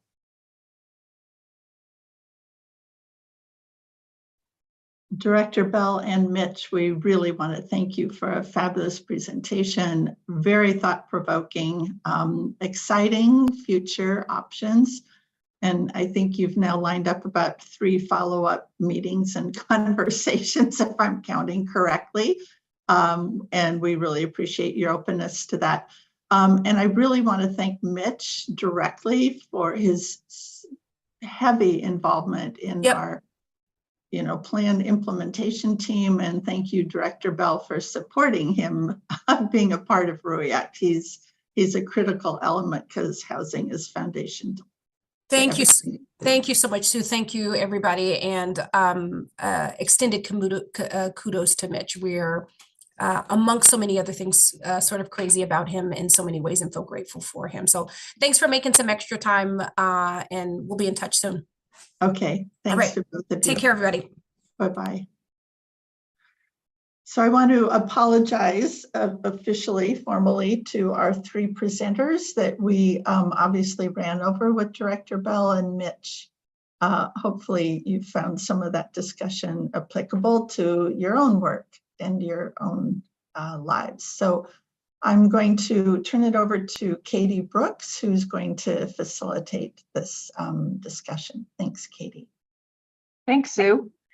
So in keeping with the same theme, we have some guests here today who are going to give us a few examples and have a conversation around different communities, what different housing solutions look like, and really give us food for thought as we move forward on this issue with the Raise Up Oregon plan and our work as a group. I apologize to any of you if I'm not pronouncing your names correctly. George Alvarado is the Program and Leadership Director from Farm Worker Housing Development Corporation. Rachel Lanfer is Early Care and Education Program Manager from Craft 3, which is a financial institution. And then Jackie Lung, who is Executive Director of the Micronesian Islander Community. Hafa Adai, Jackie. And I am really, really honored to help facilitate this conversation. Really, the point of this is to understand what some examples are that are going out in our community and in our state for different groups, how they're addressing that intersection of human needs for shelter and all the other needs that go along with it, including early learning. So we have 3 questions that will frame our discussion today. They're all kind of interrelated. So I thought it would be probably better for all 3 questions. Let us go through that cycle and then open it up for Q&A at the end. If you have a burning desire for clarification, let me know and we'll take a minute to do that. But with that, if everybody, when you come on, there's an order that is pre-planned here, but when you come on, if you could tell us just a little bit about yourself as well as your organization, that'd be really great. So Katie, excuse me, I want to interrupt 1 second. Because we've reduced the time, we've lost some time. The agent for our presenters' information, our agency director partners are going to join us at 11 o'clock to talk about what their agencies are doing related to housing and early learning. So if the presenters could either combine the 3 questions or focus on the parts of those that you think would be most salient for the council, then that hopefully would also give us some time for questions and some discussion. So apologize for that. Okay, thanks, Sue. This happens to us a lot, sorry. There's just so much good stuff. So let me go over the 3 questions and then I'll just go through the list of our folks here and I'll let you all address them. So the first one is explain your population and the housing related services or funding you provide, including the populations you're serving and how your organization identifies families and populations that you serve. Another question, who are your key partners that help with this work? How do you make connections to the early childhood community when you do the work, and any connections in the early learning hub in your region specifically? And then lastly, is there anything that the council here can do to support your work? So let's go ahead and start with this list that I have, and thank you for being so flexible, everyone. So George, would you like to kick us off? Sure. Hello, everyone. Jorge Alvarado. I'm with FHTC. Thank you. I was wondering if it was Jorge. Thank you. That's right. Jorge Alvarado with FHTC, Farm Worker Housing Development Corporation. We are in Woodburn, and we serve mostly families in the Willamette Valley, rural areas. And so just to tell you a bit more about what we do. When we first started FHTC, we were focusing on farm workers, families. And then in the beginning of 2013, we moved to serve low-income families as a whole, not just farm workers. And this was due to the fact that many families, especially younger generation families, moved to better paying jobs, and so they no longer qualify to live in our farm working housing. FHTC and the board of directors back then decided that we needed to open our doors to serve, just the larger community, not just the farm worker community. And so with that, we started doing services. We do have at most of our housing communities, we have community centers. And so that's where we come in with our partners. We offer after school programs. We also do IDAs, individual development accounts, workforce development, which includes childcare business startups. And so some of the properties that we have, actually two of the properties that we have in Woodburn, have units that were built for families to start their own childcare services or childcare businesses. And so we do offer them all the tools and the trainings to get them certified and offer those childcare services, not just to the families that live in our housing projects, but also the community at large. How we identify families, and so it's reflected on our mission, which states that we'll be providing services to all families, regardless of if they're working in the farm worker in the farming industry. Some of the funding that we get, it comes from the developer fees. So we build apartments, we get a percentage of the developer fee, and then we put that back into the community. We also do private. We also receive private grants, as well as both federal and state grants. So that's sort of like the summary of what we do. Thank you, Jorge. That was great. And I really find it interesting too that you're doing the training for in-home childcare on site. I think that's just so innovative. Really, really great. Thank you. Okay. Next, Rachel, would you like to address those questions as well? Yes, thank you. Good morning, everyone. My name's Rachel Langford. I use she and her pronouns. I'm the Early Care and Education Program Manager at Craft 3, and we are the lead entity in a coalition called Build Up Oregon. We're a coalition of 4 community development financial institutions, often called CDFIs. We're committed to preserving, improving, and expanding early care and education opportunities for families statewide through facilities funding in the form of grants and loans, as well as technical assistance for early care and education providers and affordable housing developers. Our charge is to administer public funding for ECE facilities in Oregon via 2 funding sources. So one of those is Multnomah County's universal preschool measure that many of you, I'm sure, have heard of. It's called Preschool for All. There's a facilities fund there.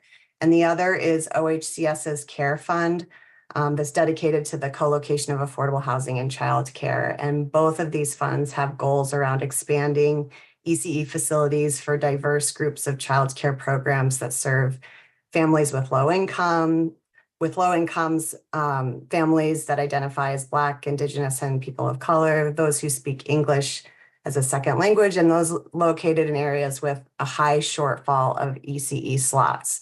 And we know that every county throughout Oregon, except for one, is a childcare desert. So this is a unique and important need. And we know we're in a housing crisis as well. I know our previous presenter was just discussing their strategies around that. And so I'll focus on the OHCS funding, given this conversation. This was the resource allocated by the legislature back in 2021 to address the affordable housing and childcare shortages simultaneously.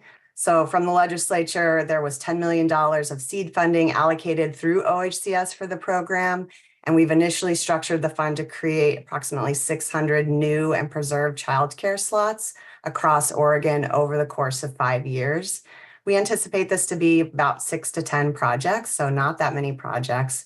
But we hope that we are able to demonstrate high demand for these resources with a robust pipeline that we just assume is going to exceed our funds, and hope that the legislature is going to continue to allocate more money to this fund in future sessions. We'll be collaborating with our partners at OHCS. We are collaborating to outreach to housing developers across the state and are similarly leveraging our childcare resource and referrals and hubs to reach childcare providers. For the OHCS fund, we anticipate that most of those applications are going to come from housing developers as they are in the early stages of designing their housing developments, but they would need to have identified an ECE provider in order to submit their application and be successful.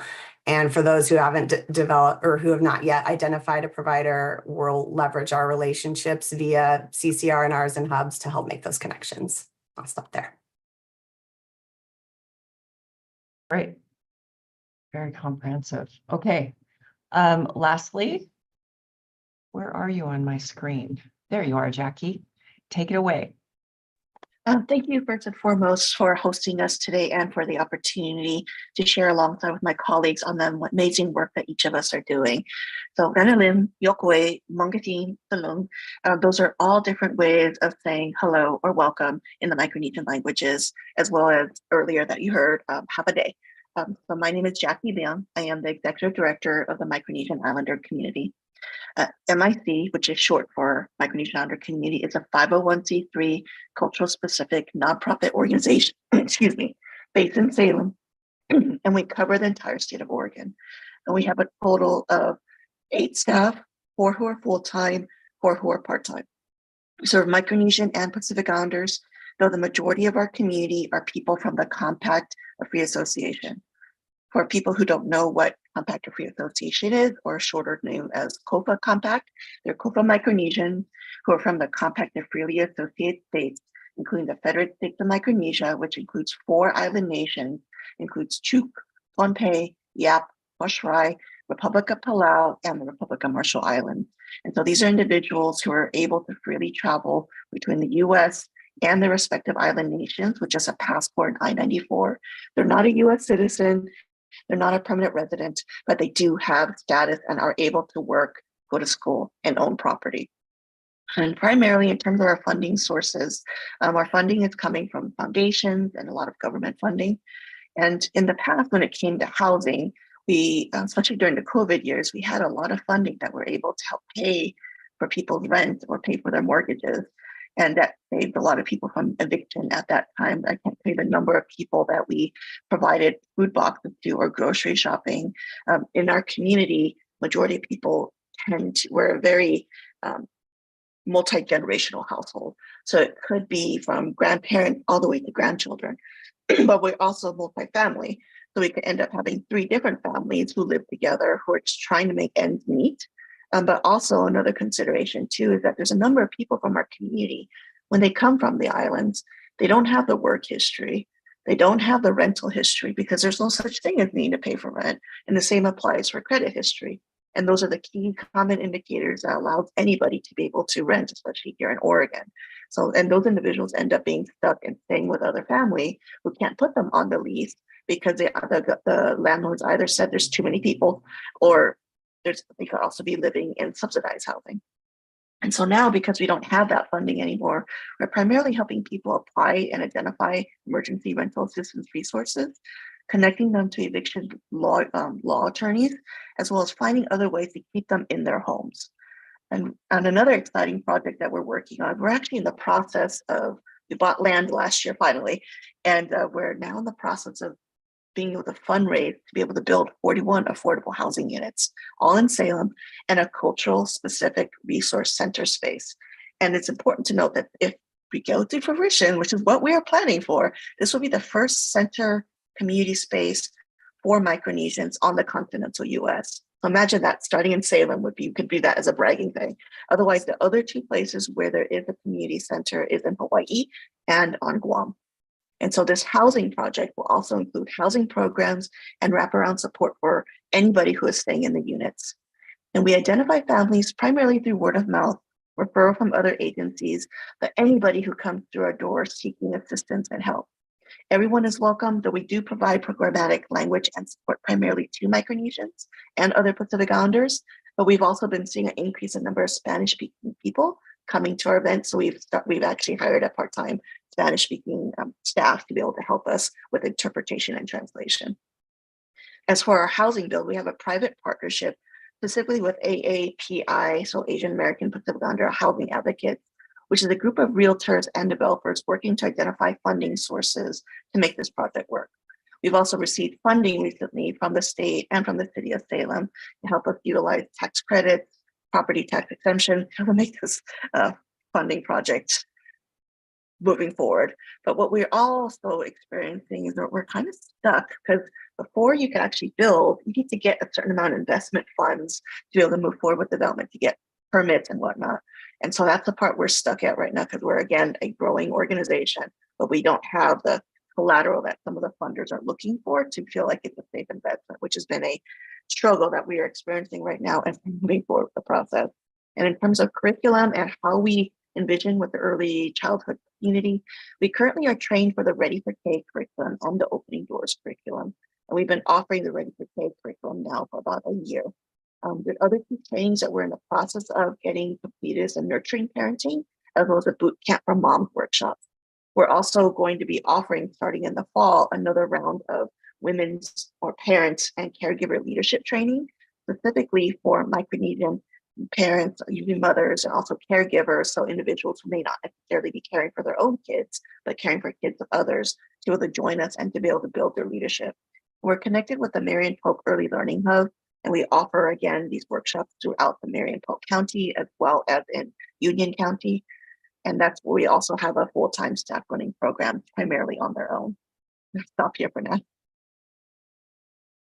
That's fantastic, Jackie. We spend a lot of time talking about culturally specific childcare and family care, and it's really, really great to hear how that's interwoven into what you're doing.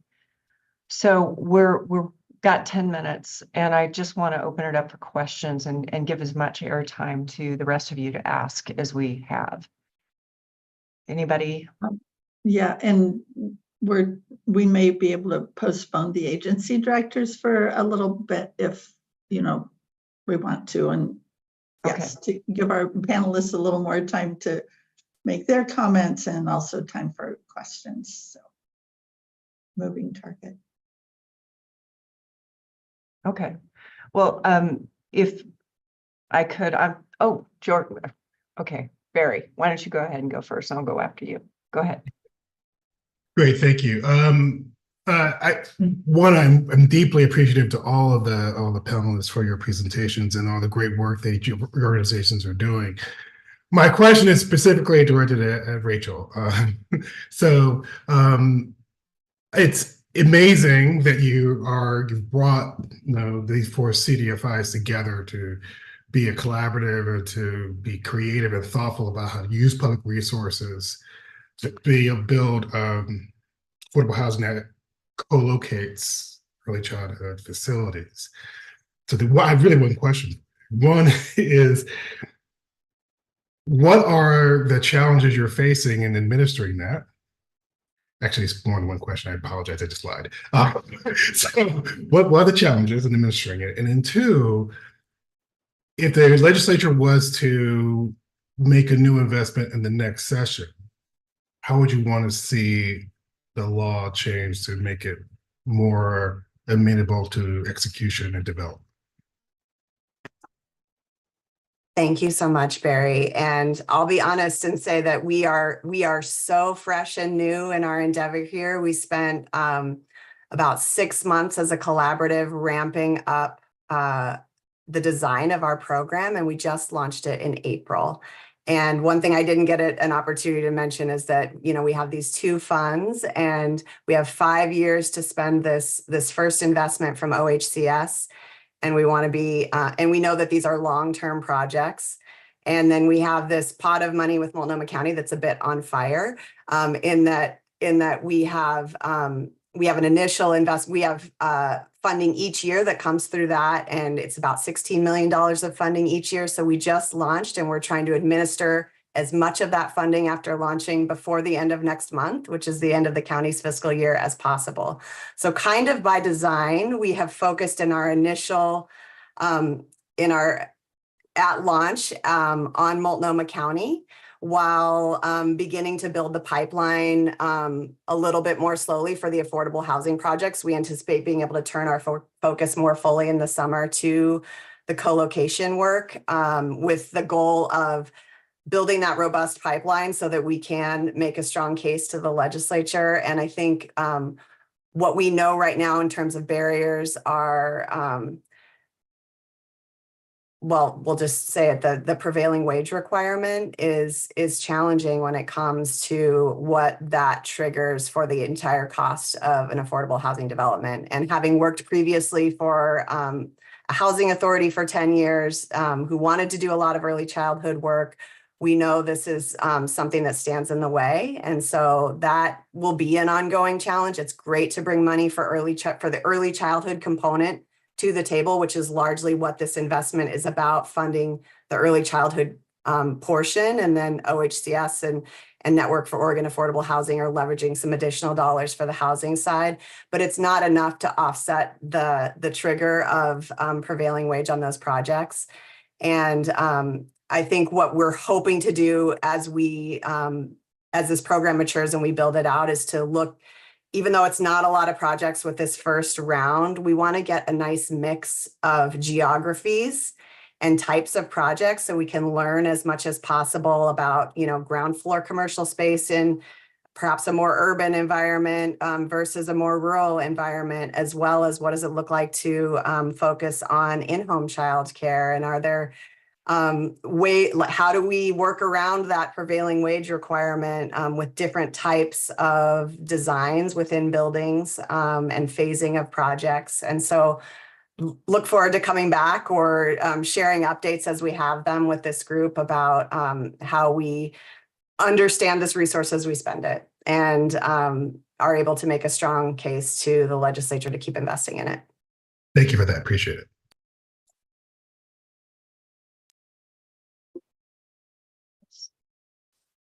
I have a question, mostly for Jorge and also Jackie, but Rachel, you may have something to weigh in on. It's this two ends of the equation when you're standing up programs like this. Number one is, how do you sustain it over time? What role does the funding stream play in that? And secondly, the transitional nature as people come and go through these developments and through the services. What does that handoff look like as you move through time? So those are kind of interrelated questions. But what's your current thinking? How does that play in how you bring these things about? I could speak briefly, and then perhaps Jorge and to go on from there. So we're a brand new going into housing. We're actually working with FHDC as well as Evolve specifically on building our housing program. So they've been wonderful partners in working alongside with us, and especially their executive director. So thank you, and thank you, Jorge, for being on today and truly representing FHDC and the work that you're doing. I would say a lot of the funding mechanisms right now, like I said, are coming from state, city, as well as trying to identify investors. We've identified some additional funding, but that doesn't open up until next spring. It's a very competitive fund. And this other fund that we're looking at is actually from the federal government, from the Department of Interior. From the Department of Interior, they normally provide funding for Pacific Islander or other Micronesian organizations, but usually in Hawaii or Hawaii. And they actually funded us, first one here, I guess, in the US a few years ago, specifically on COVID-related outreach and support.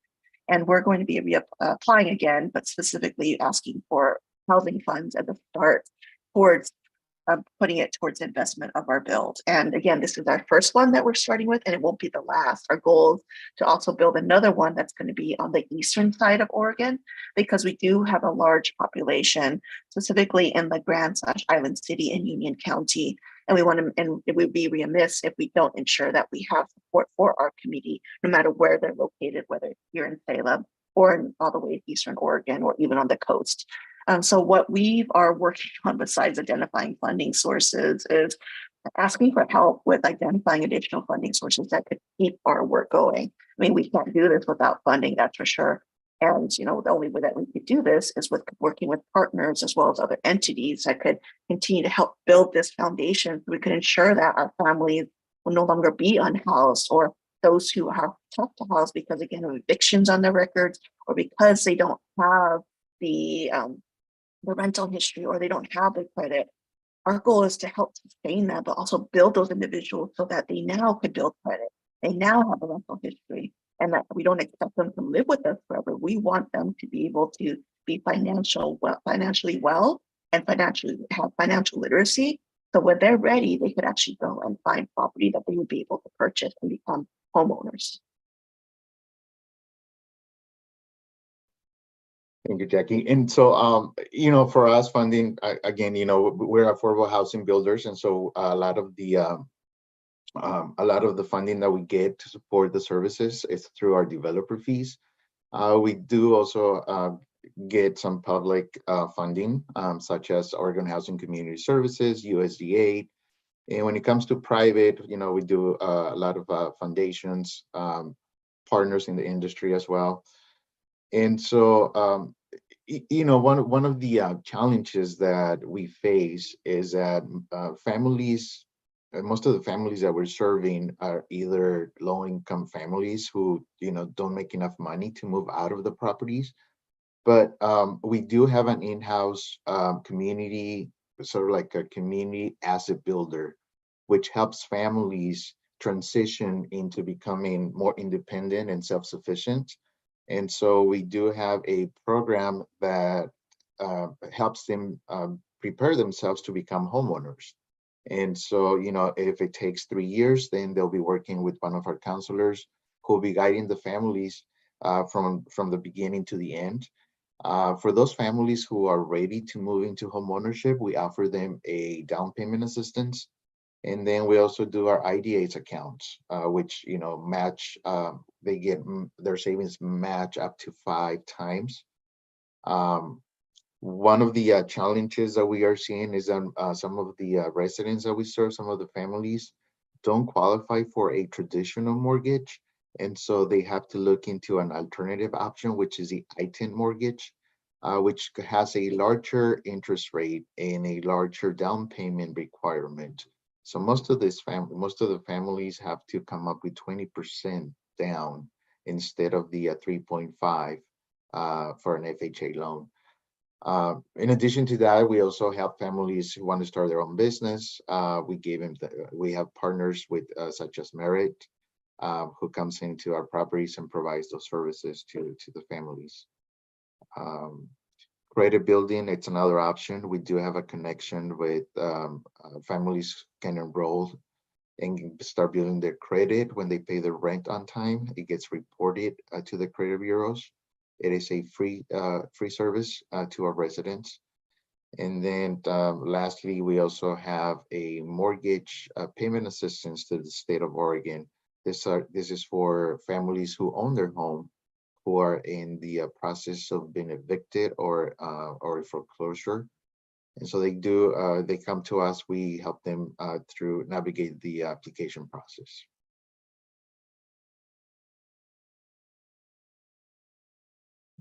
That's a lot of services. Anybody else on the council that has a question or a follow-up here? Well, the work that you folks are doing are really important. It's near and dear to my heart as far as making sure that we do wraparound services. And you heard from the Housing and Community Services team that was on earlier, Director Bell and Hanush, Mitch Hanush, that this is something that we've been talking about as coordinating as a council. How do we wrap around services for families and for children specifically? And I've really learned a lot from what you folks have done. And Gabby, is the outline that you shared with me, because I wasn't able to attend the initial coordination. I know you and Harriet worked on this together. There's a lot of great information in that summary. I forgot to look for that in the packet. Is it included in the packet? Yes, and it was sent late. It was sent late to council members. It was sent to you all yesterday. So you all should have that. Yeah. Yep, thought so.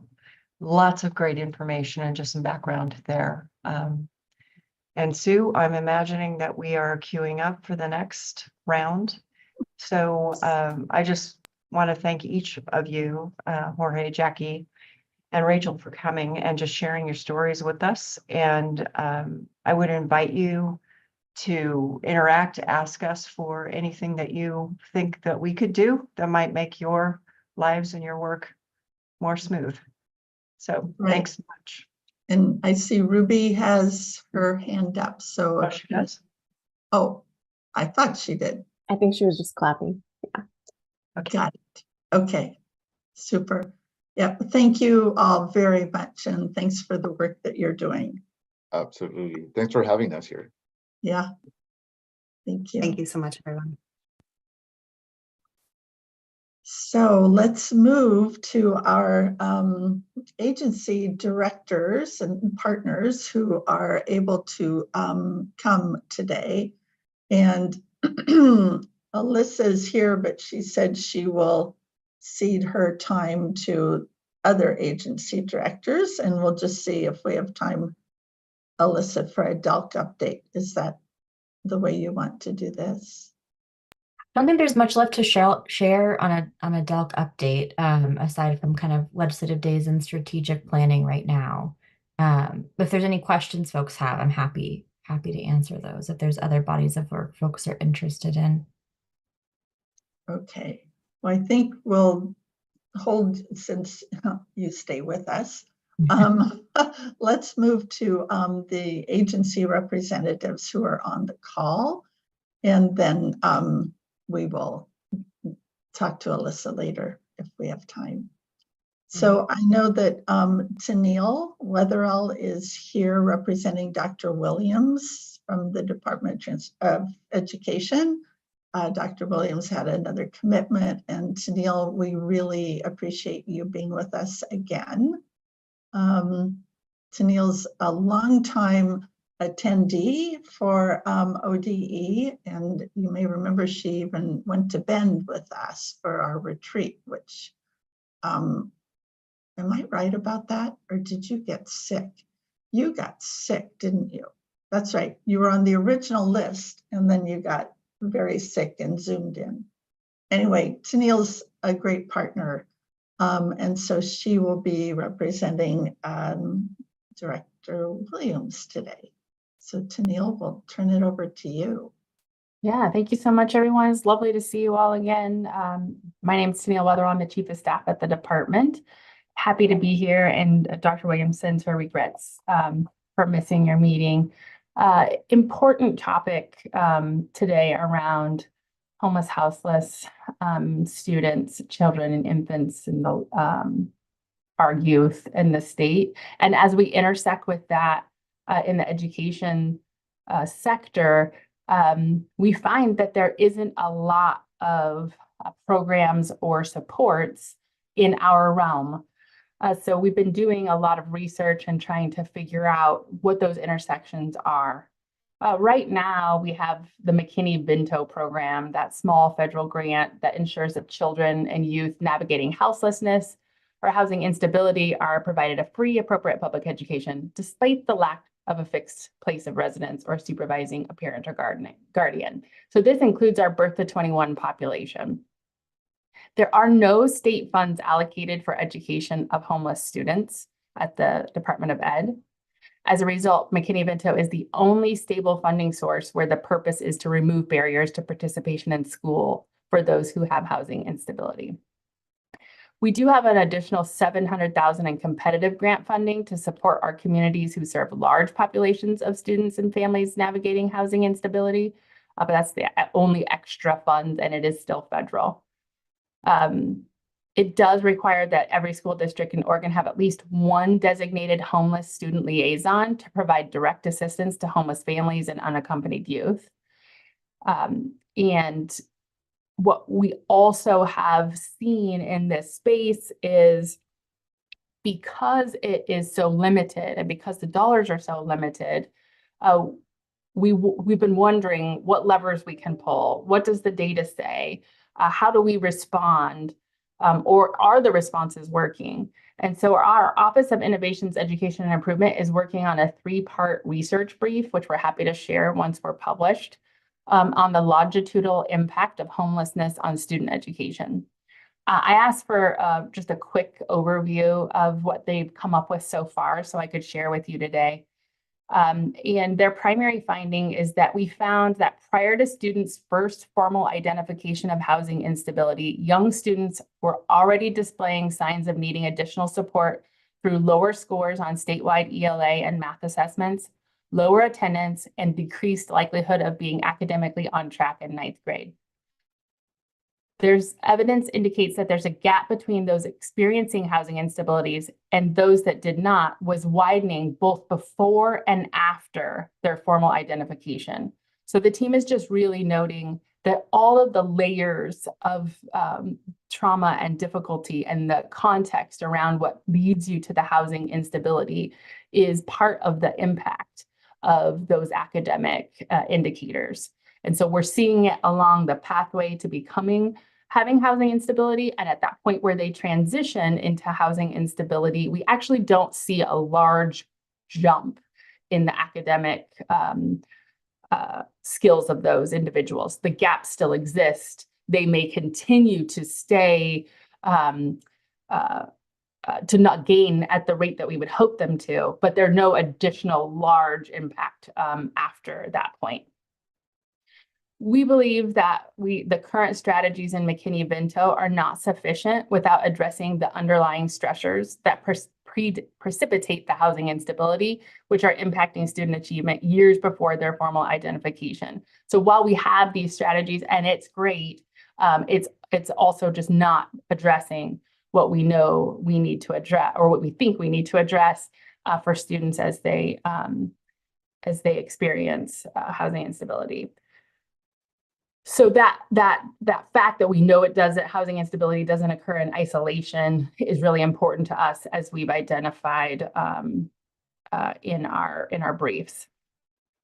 The other issue with McKinney-Vento is it has guardrails about how we can spend dollars, and because of those guardrails, it's a little bit difficult to get to the root cause in the way that we're thinking. So here's how we can invest in the money. Those are the only ways we can invest. If we think we see something different, the grant itself doesn't allow for that. So we know we have to do something unique outside of McKinney-Vento if we want to address this problem.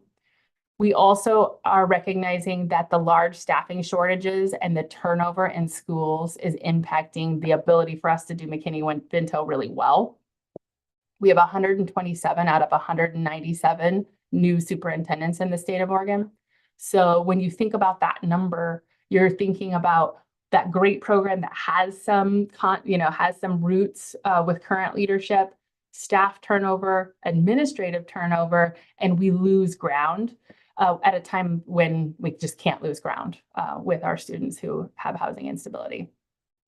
So we're just really trying in our program to make sure that the systems and understanding of the program are deeply rooted, that they're expansive, so that they're not dependent on one individual or one leader as we do this work. I also checked in with our early intervention, early childhood special ed providers to ask, like, hey, what are you folks doing? How are you using these structures well in your birth to 5 realm? And what else are you investing in outside of what would be McKinney-Vento within the structures of early intervention and early childhood? And we find ourselves on outreach and awareness, really focusing with our EIECSC partners around how they calibrate with shelters, community centers, social service agencies in their region, providing informational materials in shelters for that identification of our infants and toddlers, young children in those settings. So maybe we can identify early. Flexible service delivery, really working hard to have our teams expand their thinking about how they deliver service, where they can deliver service, especially when families that we know when we do home visiting and we do those other pieces, it's critical to be in the home and next to families. But when you have housing instability, where does that home look like? And where else can we go? And that it's okay. Just really letting people know that we can be creative in that space. Transportation assistance is a real key piece that we are working through. Basic needs support, food, clothing, hygiene, etc. Collaborating with housing agencies just to identify easier pathways, none of them are easy, pathways to connect families when we do have a wraparound situation inside our program. And doing a lot of digging in on culturally competent services, helping our staff really understand the trauma and the conditions of people who have housing insecurity and how we can show up for them in ways that feels thoughtful and kind and helpful, really getting to both trauma-centered approach, but also to those actions that need to be made to support them. And that nuance there, we're working hard with our teams on. And then advocacy for policy change, the spaces that we'd love to be a part of. It's exciting that you're having this conversation, and how we can partner with you and the DELC is important to us. So we would love to show up in the space that's helpful in that way. Happy to answer questions. Wow, thank you, Tennille. My goodness. It is foundational, that's for sure. Let's take one question from Robin, and then we'll go to our other directors and then have other questions. Robin. Thank you. Very helpful. I appreciate hearing an update from you. And I especially think about early intervention, early childhood special education population. My guess is that most of those who are being served with an IFSP maybe are housed or be very small. I would love to see the data on how, of those you serve, how many are in the status of unhoused, because there's so much that we know that the majority of people who are unhoused don't access all the wonderful services that they could. So I'm just really curious about that number, and what if McKinney-Vento is the education support, what is it more that what more could we do in early childhood? And in particular, when you talked about the K-12 or McKinney-Vento, I think of it as K-12, and I know that it's I just wrote a note to myself that it's not just for K-12, that it's early, but do you see schools talking about it I could see preschools being co-located with K-12, but it's rare that it would be younger than preschool. Do the schools report on that from siblings, or just what is the McKinney-Vento reports on early childhood that's coming from schools? Is it just though it's included in siblings? Yeah, it's a great question. I'll do some research with our McKinney-Vento team to see what kind of data we have and what kind of data we can get to you and send that to you, folks. I know we don't have the data in IEE, IECSE, so we would, I'm curious to see either what we have in McKinney-Vento and or how can, if and how we can expand that collection to, as we kind of address this problem cross-agency, cross partners, what would be helpful to everyone. So I'll dig into that and get it back to you. And then you can also respond to me and let me know what might be helpful, and I can see if I can make some changes. Thank you. It was very helpful. Thank you. Thank you, Thanks, Robin. Tennille. Suben? Hi, Tennille. This is a more comment than a question. It was I hadn't heard that data of 127 new superintendents, and that's quite alarming. It's a lot, and you know, I already kind of had a sense that there was always like high turnover with superintendents, and I would say just from personal observation, I don't have data to back this up, I see the same thing happening with building principals as well, that there's a fair amount of movement that happens. And you know, this isn't just related to McKinney-Vento, it's just having these principals or superintendents who really buy into early learning. They set up a vision for how these things are aligned, that they're creating partnerships and collaborations with Birth to 5 programs in their communities. They're so precious, these people who do that. And I don't know what can be done to foster or nurture the people who are in those places and creating those relationships. Because we've just seen that when those people end up moving or maybe retiring or whatever it is, that you know, work will just kind of screech and halt and stop. And so yeah, just wanted to share that and share some deep appreciation for what you're up to. Okay, thanks, Suben. Okay, we're going to, and thank you again, Tennille. Going to move to Dave Baden, who's here from OHA. Good to see you again, Dave. Thanks for being with us. Yeah, thanks, Sue. Greetings, everybody. Dave Baden, he, him pronouns, Deputy Director for Policy and Programs at the Health Authority. Yeah, Sue had asked a little bit of an update, and really excited for any sort of questions around and I think questions and ideas as I talk through these new Medicaid waiver benefits, which I think I've talked a little bit about in this space before, but it's good for an update of sort of where we're at, and especially with the focus on housing today. At some point, it probably would be good to talk about some of the nutrition benefits that are also part of that. Obviously, strong kid connections on there to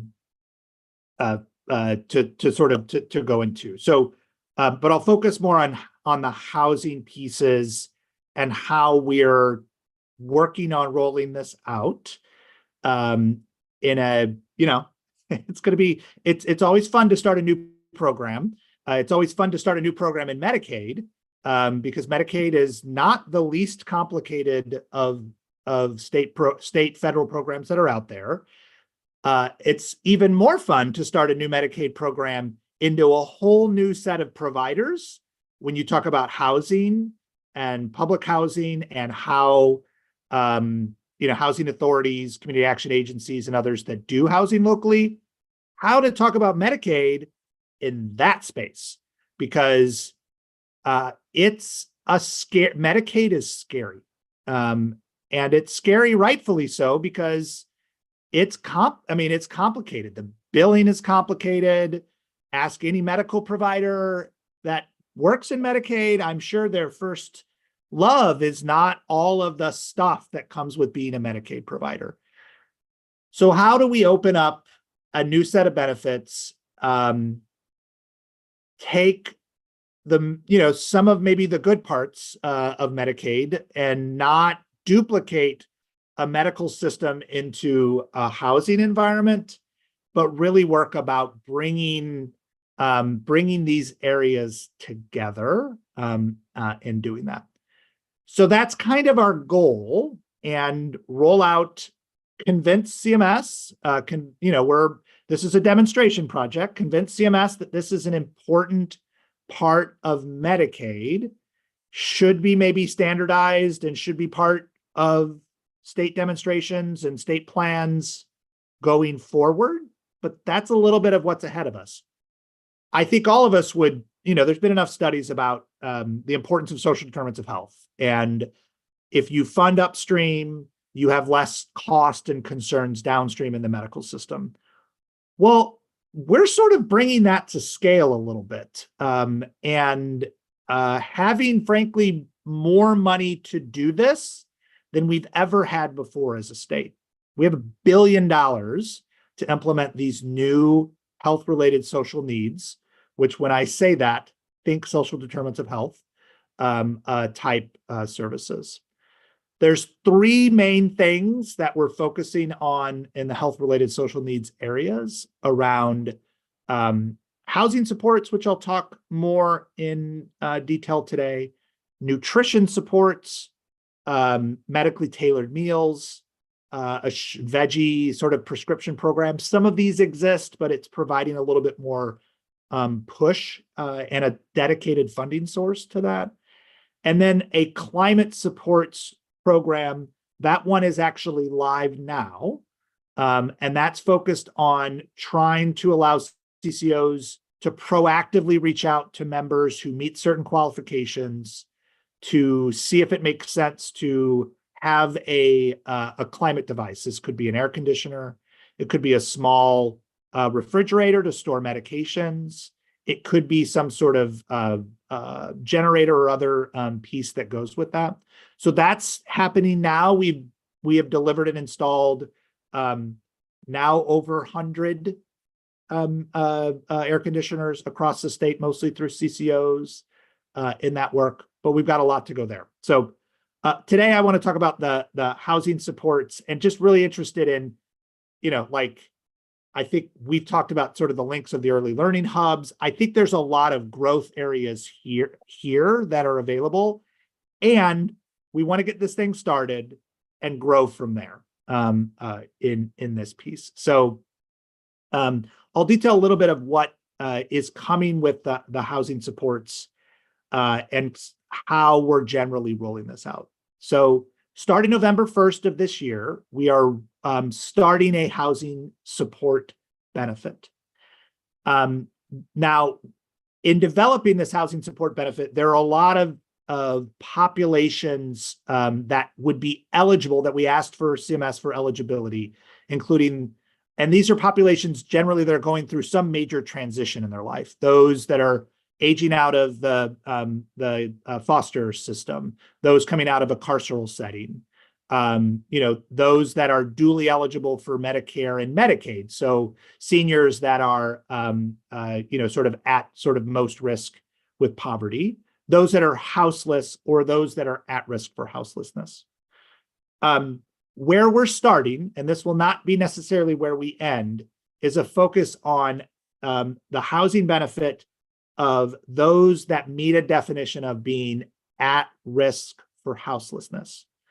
There's a HUD definition that we're trying to keep as flexible as possible, but still provide some a focus of Medicaid members, with the goal of using this Medicaid housing benefits to keep people housed.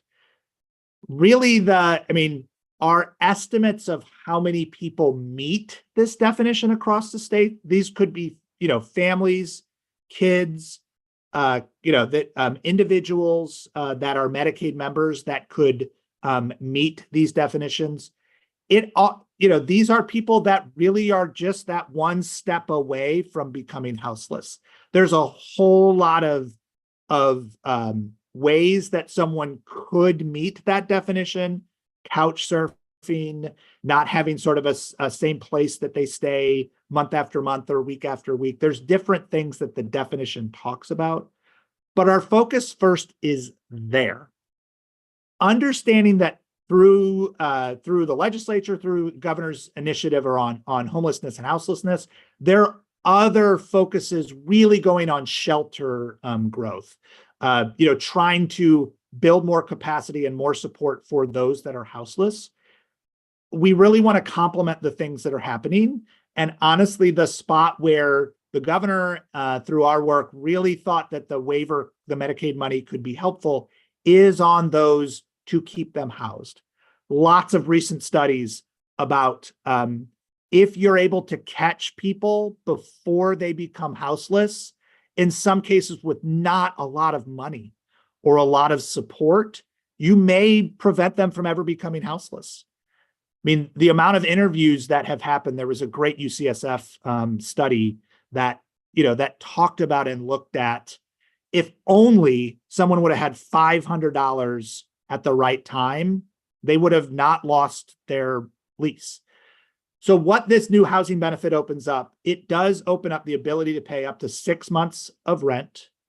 It opens up the ability to work on utilities and rental arrears. So if someone is behind on their rent, there are some house and sort of modifications for medical necessity that would be needed. Think of those, someone that has mobility concerns, ramps or bars to help them get around their home.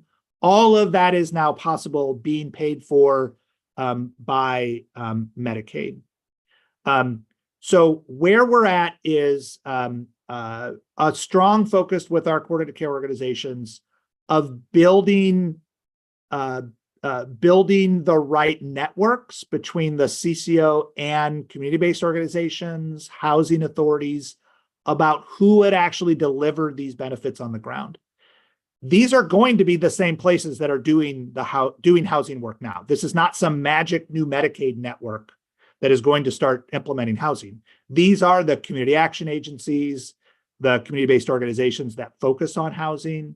We really have a strong focus to try to assure that there are specific CBOs and others that focus on communities of color across the state, so that we have a strong focus to really keep people housed across the state that are people of color, and sort of just linking things across. The goal, and I think one thing we're really going to study, we've got a pretty robust evaluation that will go as part of this, is how well do things braid together, right? 6 months of rent is 6 months of rent. It is not your future. So there has to be some way that this is integrated so that someone is able to stay, that there are the right plans in place, so that it's not just here's 6 months and then you're just out on the street because there's nothing available from there. So that's a lot of the hard work and the individual work that CCOs will be working with a whole set of providers to do.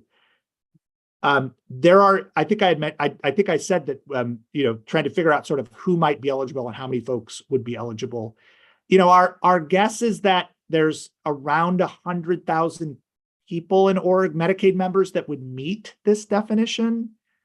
Reaching and getting to all those 100,000 people, if I could close my eyes and magically say, I would love for all 100,000 to get that benefit and we would spend this money super fast. But logistically, and I think even to the conversation before, like how to get the right people and the right services in the right place to meet people where they are at. And that is a challenge. So, I think we will probably have some slow growth and hopefully some more dramatic growth over the next few years as this goes live. Since I'm speaking to ELC, obviously the kid connection and how all, families and kid eligibility, a kid, a Medicaid kid who is in Medicaid could be the one that could be eligible for this housing benefit. So, there are specific things that it could be the kid that actually drives some of the eligibility here as well. So a lot of connection points and big things ahead. There is some specific funding that's available through CCOs. I can send, there's some actually applications from CBOs to CCOs due by the end of the month. So I could send some slides for you to share out. I'll try to get those to you. Just to, CCOs are all doing their own application process. So if they're, like anybody if you're hearing about this, sort of direct them to the CCO to link them to some capacity building funding so that we're ready for November 1st. Awesome. All right, so I talked fast. Thank you, Dave. I want to go to Fair Boars and ODHS because you talked a lot about how do you reach these people, and I'm guessing the people you're trying to reach, Fair Boars also is either trying to reach or has reached. I'll bet there's a lot of overlap here. So Fair Boars, how about if we hear from you and then council will open it up for discussion. Thank you for being here, Fair Boars. Thank you, Sue. Good morning. Good morning, everyone. Great to be with you all. Yes, ODHS and OHA serve pretty much the same population with few exceptions. What we are going to share with you today, and with me today is Katie Egan, the one and only that knows everything about housing. She actually also is our conduit on the Interagency Housing Council. But really the presentation or the slides that we want to share with you is around basically what are the programs within ODHS that provide housing support and what are the eligibility criteria for those programs. And primarily what we're going to be talking about is TANF, Temporary Assistance to Needy Families. They're the support services in TANF. We have our Housing Stabilization Program within ODHS, our Temporary Assistance to Domestic Violence Survivors, our Family Support and Connection, our Foster Care Prevention, and finally, our Family Reunification.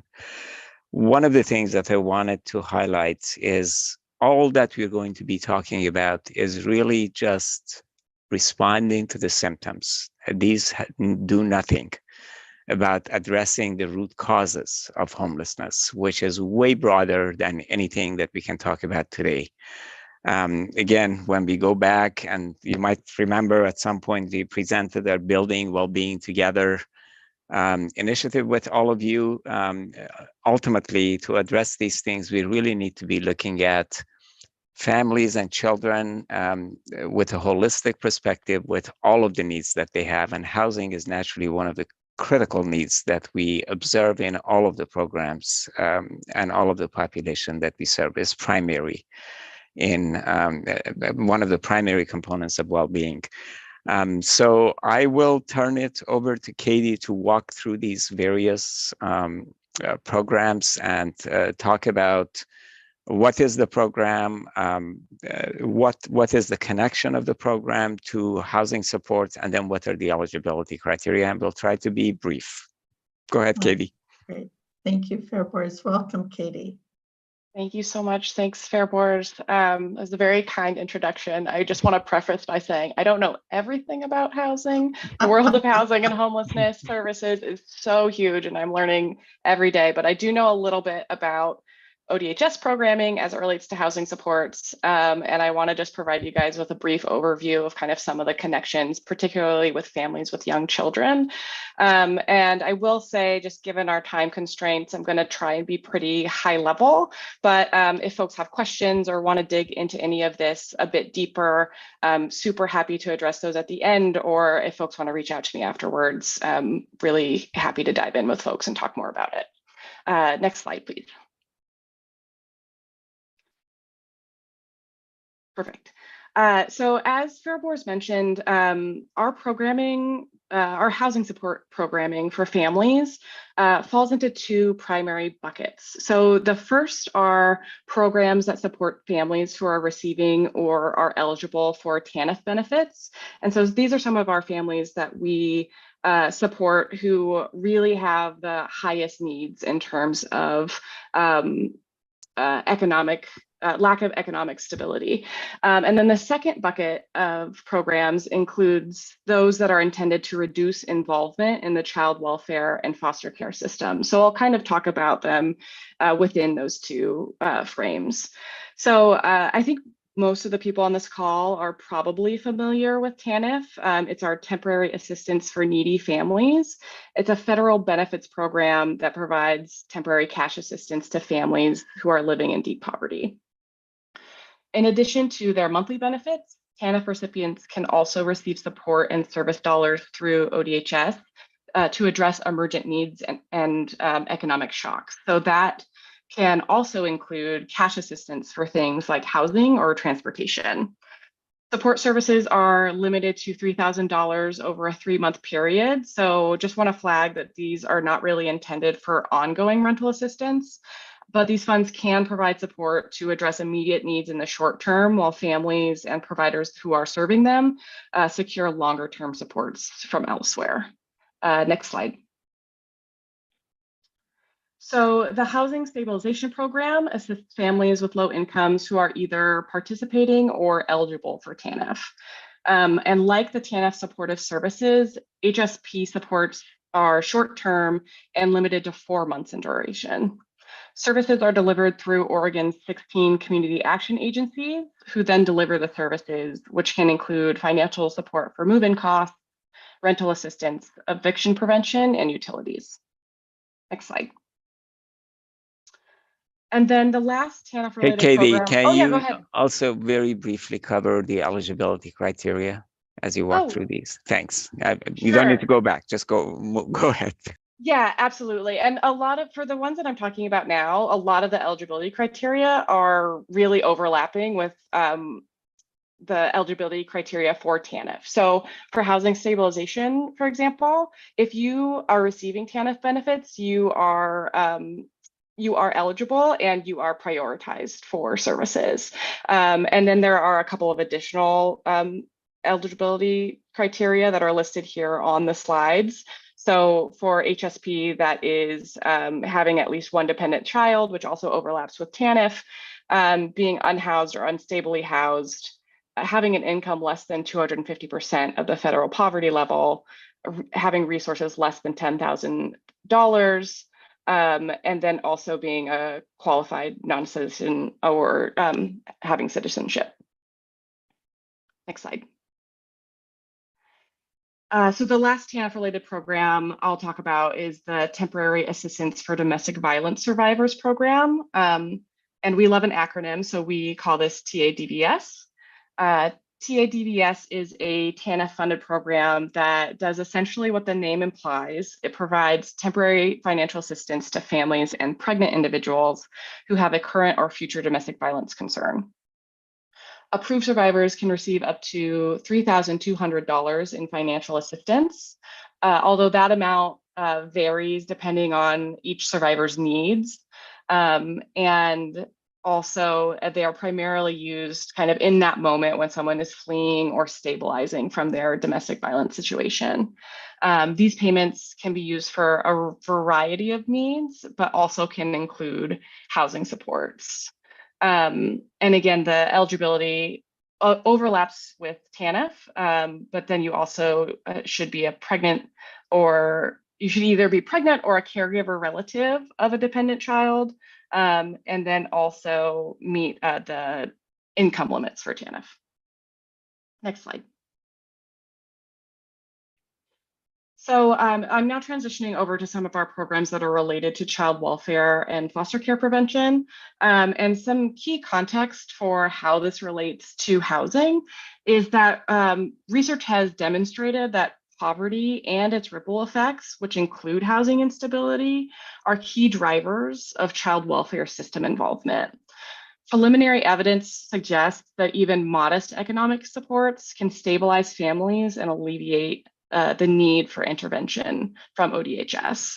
So the following programs follow this model by providing cash supports and subsidies as preventative measures that seek to increase economic stability and reduce trauma by keeping families together.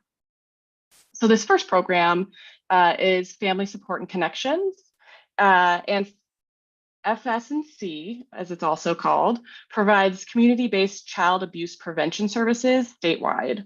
Services are delivered by subcontracted community-based organizations and can include access to flex funds to support families' concrete needs, including housing. Funds can be used for things like rent, security deposits, and utility arrears. And you'll see here on the slide that eligibility is for low-income households and folks that have dependent children without an active child abuse or without an active child welfare case. Next slide. So here we have foster care prevention, and it's slightly distinct from Family Support and Connections, which was really focused on families who don't have an active child welfare case. Foster care prevention provides concrete supports to families who do have an open child welfare case with the goal of preventing placement of children outside of the home in foster care. So funds for this program are allocated to each of child welfare's 16 districts across the state, and each district determines allocations based on the needs of the families that they're serving locally.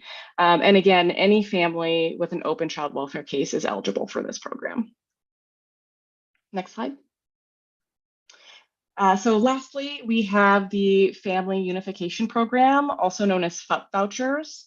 And while the vouchers themselves are not administered through ODHS, they're allocated through local public housing authorities. Our child welfare offices across the state serve as key partners and provide voucher referrals, eligibility confirmation, and additional services for youth and families who receive voucher support. These are really similar to Section 8 vouchers. FUP vouchers can be used to subsidize rent in privately owned rental units. And there are no time limitations on family vouchers. So that makes them one of the few long-term rental assistance options for low-income families within this population. And just to really narrow in on who is eligible, it's not necessarily any family who is child welfare involved, but if it is a family who is low income and it can be shown that a lack of adequate housing is a primary factor in either the imminent placement of their child out of home care or a delay in reunification of the child to the family. Those families are who we're looking to serve through this voucher program. And I think the next slide just concludes the presentation. But again, thanks so much for having me and happy to answer any questions.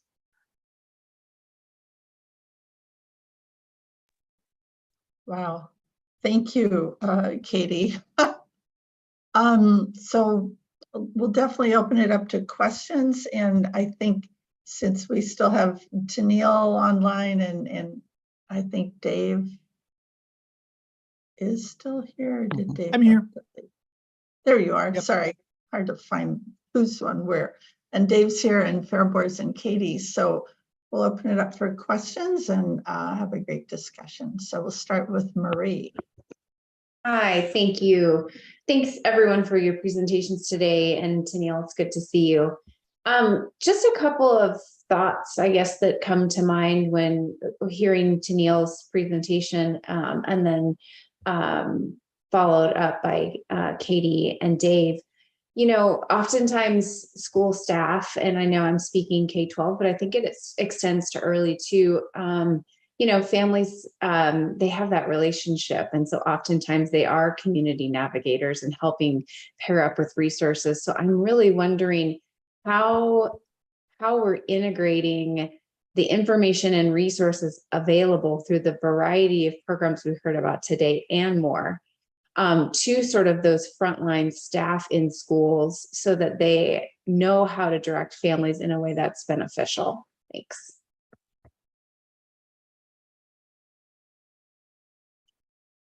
Great question. There are certainly supports out there. I don't know.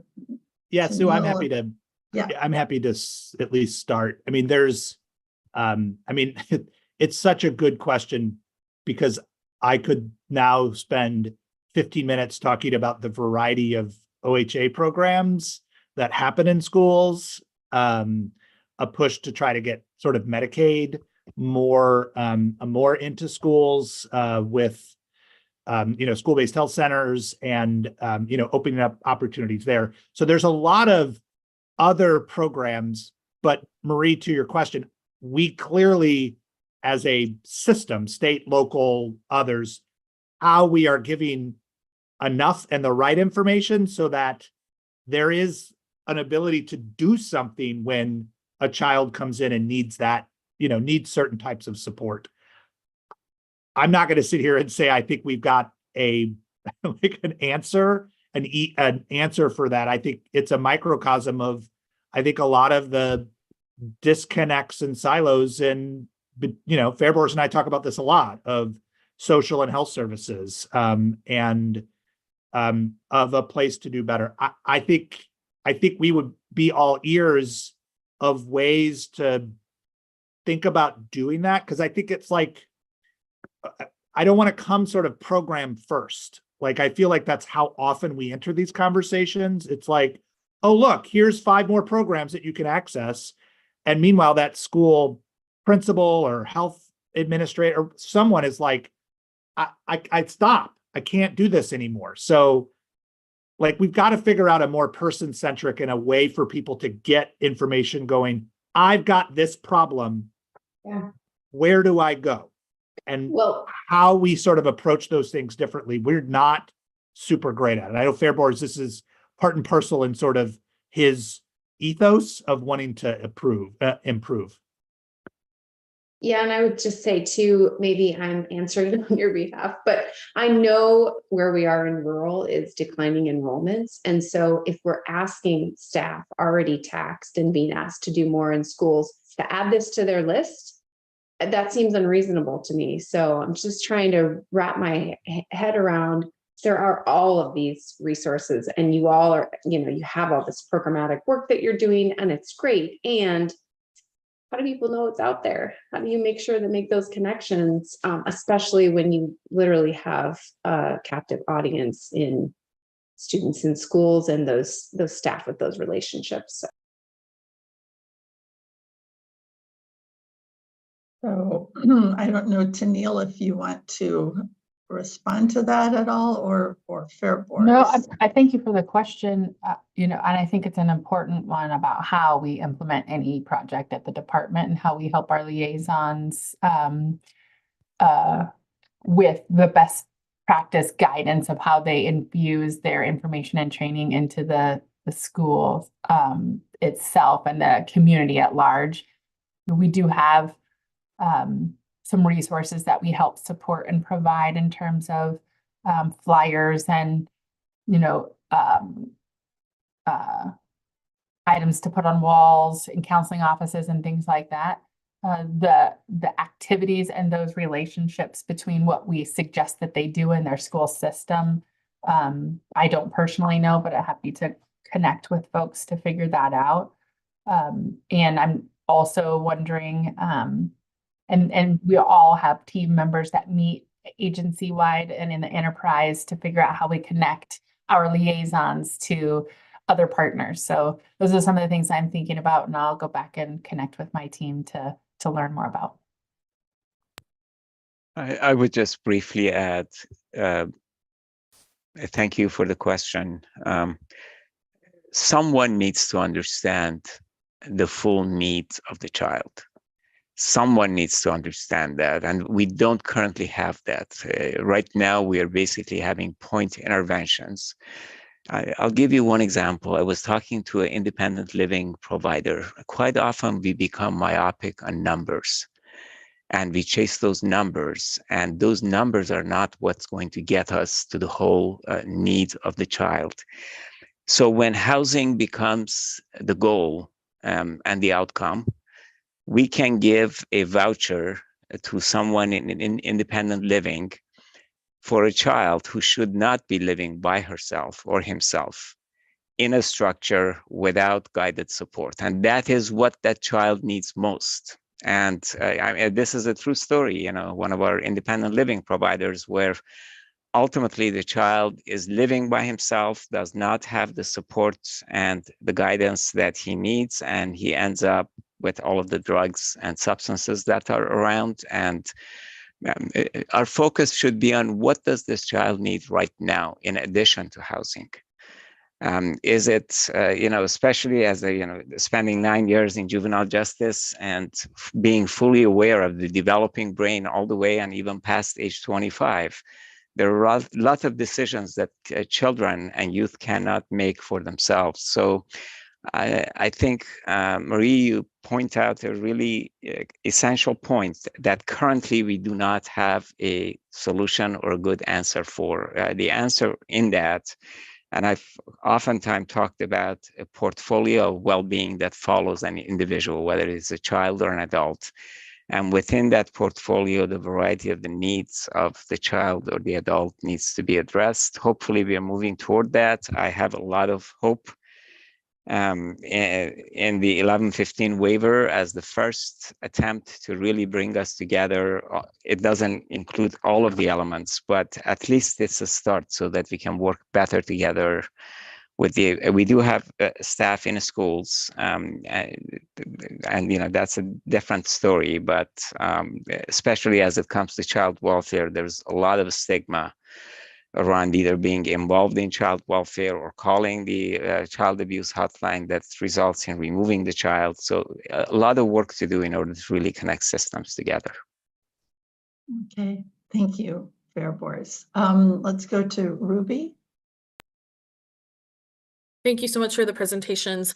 I had a question for Dave. He said something, and I don't really know very much about Medicaid, I will admit that. And so I have a couple guesses, but in terms of eligibility for housing supports, you mentioned major life transitions and then also a child qualifying for these supports. Where do pregnant and birthing people fit into this equation? Because we know that you're most likely to be evicted when your child is 0 to 1. So just curious what your thoughts are around there. I'm guessing Medicaid does cover that, but just want to understand a little bit. Yeah, thanks, Ruby. So there's a little bit of on the housing piece where we're starting, and then a little bit of where we're going to be going to start with. So there's maybe a few check marks to be eligible for these housing supports. The simplest way to say it, you know, has to be an Oregon Health Plan member. So, you know, Medicaid eligible and enrolled in the Oregon Health Plan. Has to meet some broad clinical risk criteria in order to be eligible to receive these services. This is not a doctor diagnosis, but there are some that you know, either staying housed or receiving some you know, support, like building a ramp, for example, into a home because there's mobility issues. It's those sorts of like medical or other sort of clinical factors is there. And then there's we're starting with those that meet a definition of at risk for homelessness. Again, those would be people housed. So in your example, Ruby, a pregnant person, the first year of life, they most definitely could be eligible, but it would be eligible via them meeting this being at risk for houselessness. Over time, we are going to build in some of the rest of the categories, like some of these transition pieces. I will say that we did not get approval for a in what we asked CMS for of sort of that first year of sort of pregnancy, giving birth, first year of life. So that is not one of the transition categories that we'll be able to roll out to. We asked for it. We asked for some aspects of it. We did not get approved for that.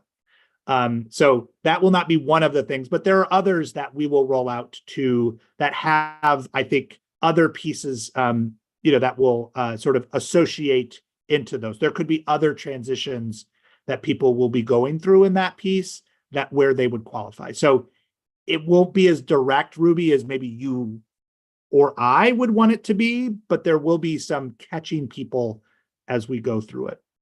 Does that Great. help? Thank you, Dave. Yeah, that's very Ruby, helpful. I want to move to Peter and Subin, and we only have 4 minutes left. So, Okay. Peter. I'll talk really fast, Sue, because I'm really excited about this. Just real quick, Dave, just to bounce off that, when we surveyed 53% of the families here in Jackson Josephine counties with kids under the age of 5 are at 200% or lower than the federal poverty level. So that entire group is at risk of losing housing in a certain respect. So just that comment. And then Marie, we had a summit last week. We convened everybody who helps families navigate services, and there's 72 different entities in Jackson Josephine County that help families navigate services. So we're trying to coordinate how do we coordinate the navigation. But there was a presentation by Phoenix Town School District, the community cares programs they have, where they have 3 full-time employees for the district, one at each elementary school, whose only job, they know the education system, they know the families at their school. Their job is to connect families with resources, help families navigate, and their outcomes are really good. I know that Lake County has one of the pilot programs, and there's 2 other parts of the state of these pilot programs. And if we could actually get to that point of having these folks who are well-versed in K-12, know their families, know their schools, be those connectors, that the outcomes are really significant. It's that connection. And one more pitch for in healthcare, Southern Oregon Pediatrics, they actually have hired 2 full-time employees to do just that, to connect new moms with resources in the community, because they found they get much better outcomes if they have people who can just help new moms access those resources. So I just wanted to throw that out. Great. Thank you, Peter. Subin. Yeah, Peter spoke to this with more specificity, but my observation is that there's always an individual who kind of carries a lot of information about how these services work and how to connect people to them. And what I've recognized is the number 73 that you just shared, Peter, in your region, that these are different disciplines. These are different professional pathways. These are people who have areas of expertise, not only of the families and the children and the context, but about these, what services could be beneficial or useful. And so I don't know how to square that round thing, right? Of like, how do you get these people to hold all of these different disciplinary ideas, and how to make those connections? Yeah, I'll stop there. Okay, thank you, Subin. Thank you, really huge thank you to Fairboards and Katie for presenting the information on housing, Katie, and to Neil and Dave for your overview. Obviously, there are a lot of resources out there, and figuring out how we start focusing on the well-being and the whole child, as Fairboards is suggesting, is probably something that we as a council with 6 agency partners want to spend some time thinking about and strategizing around. So with that, we are at noon, and we'll thank our guests for being with us. And council, we're ready for a break after a very, very wonderful morning full of great information. So thanks, everybody. And Subin will be leading things starting at 12:30. Have a great trip, Sue. Yeah, thank you. Safe travel. Thank you so much. Take care. Safe travels. Bye. Thanks. Bye-bye.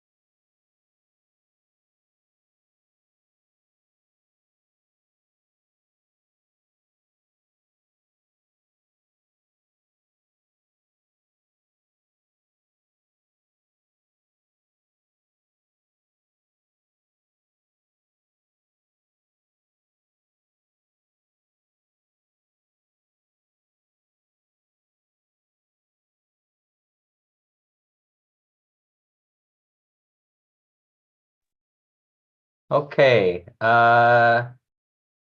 Thank you, Council, for returning. I'm trying to do my best Sue impression here. At this moment, I think we're going to be hearing from Chelsea Holcomb, the Child and Family Behavior Health Director for the Oregon Health Authority, and Anna Williams, the Executive Director for the System of Care Advisory Council. In our packets that was sent earlier, we were able to see that there is yet another group here really focused on coordinating and bringing groups together and making sure that we're aligning systems. And the Raise Up Oregon plan, I noticed many convergences and similar ideas and philosophies of how we're approaching the work. So I'm excited for this presentation. And so Chelsea, are you ready? Will Anna be joining us? That's just who I was looking for. Okay. I don't see her yet. Yeah, she hasn't joined just yet. I can let you Okay. both know once I see her in the waiting room. Perfect. Thank you. Yeah. I can just get started. I think my hope, so the System of Care Advisory Council came from Senate Bill 1 in 2019 and originally was sort of hosted and staffed and supported through my unit. And in 21, Senate Bill 4 passed and really made them an independent commission, similar to the Alcohol and Drug Policy Commission, if you're familiar with that group. And so with that, they got positions, including Anna Williams' position, which is the executive director. So she has some staff that work for her that help her support the council and their work. They had a strategic plan that they put together originally and then through legislation postponed the next iteration so that some real intentional work could happen statewide to make this next strategic plan for their work to move forward and be integrated and aligned. I've just seen my work with you all and this council, which has been around a lot longer, has just really inspired me in the way that you all work together and the way that Raise Up Oregon came together and the second edition, and how it really integrates the work that we're all doing with the implementation of program and policy and pieces like that. So I've just been really excited for you all to meet Anna and be able to exactly what you just described, right?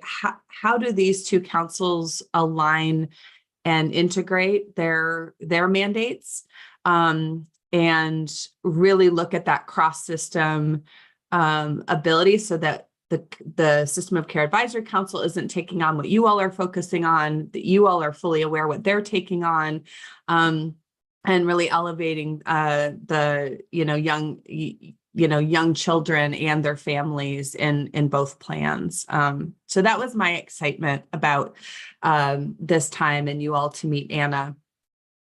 And I think the other piece where this kind of stemmed from was that I had reported out the Build conference that your RUAC team went to. We all got to go to New Mexico and really dive into the Raise Up Oregon and the policy and programs that we're all focusing on, that you all identified as your priorities, but also for us of how are we really building attention to the Raise Up Oregon 2.0 and making sure that those strategies and that work is continuing. And it came up over and over again of how these two councils are really important for us as we prioritize either funding asks or initiatives within Oregon, or our relationship with the legislature and the governor's office priorities.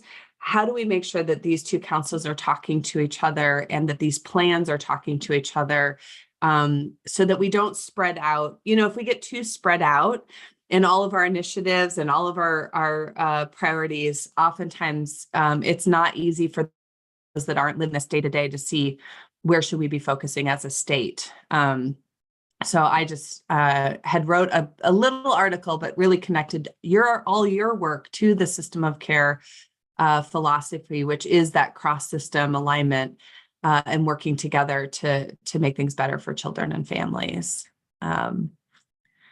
So that was my long-winded of why we're all here, but I don't see Anna, so I'm going to text her. because I don't want to speak on behalf of the council, but I can talk about their amazing work that they're doing.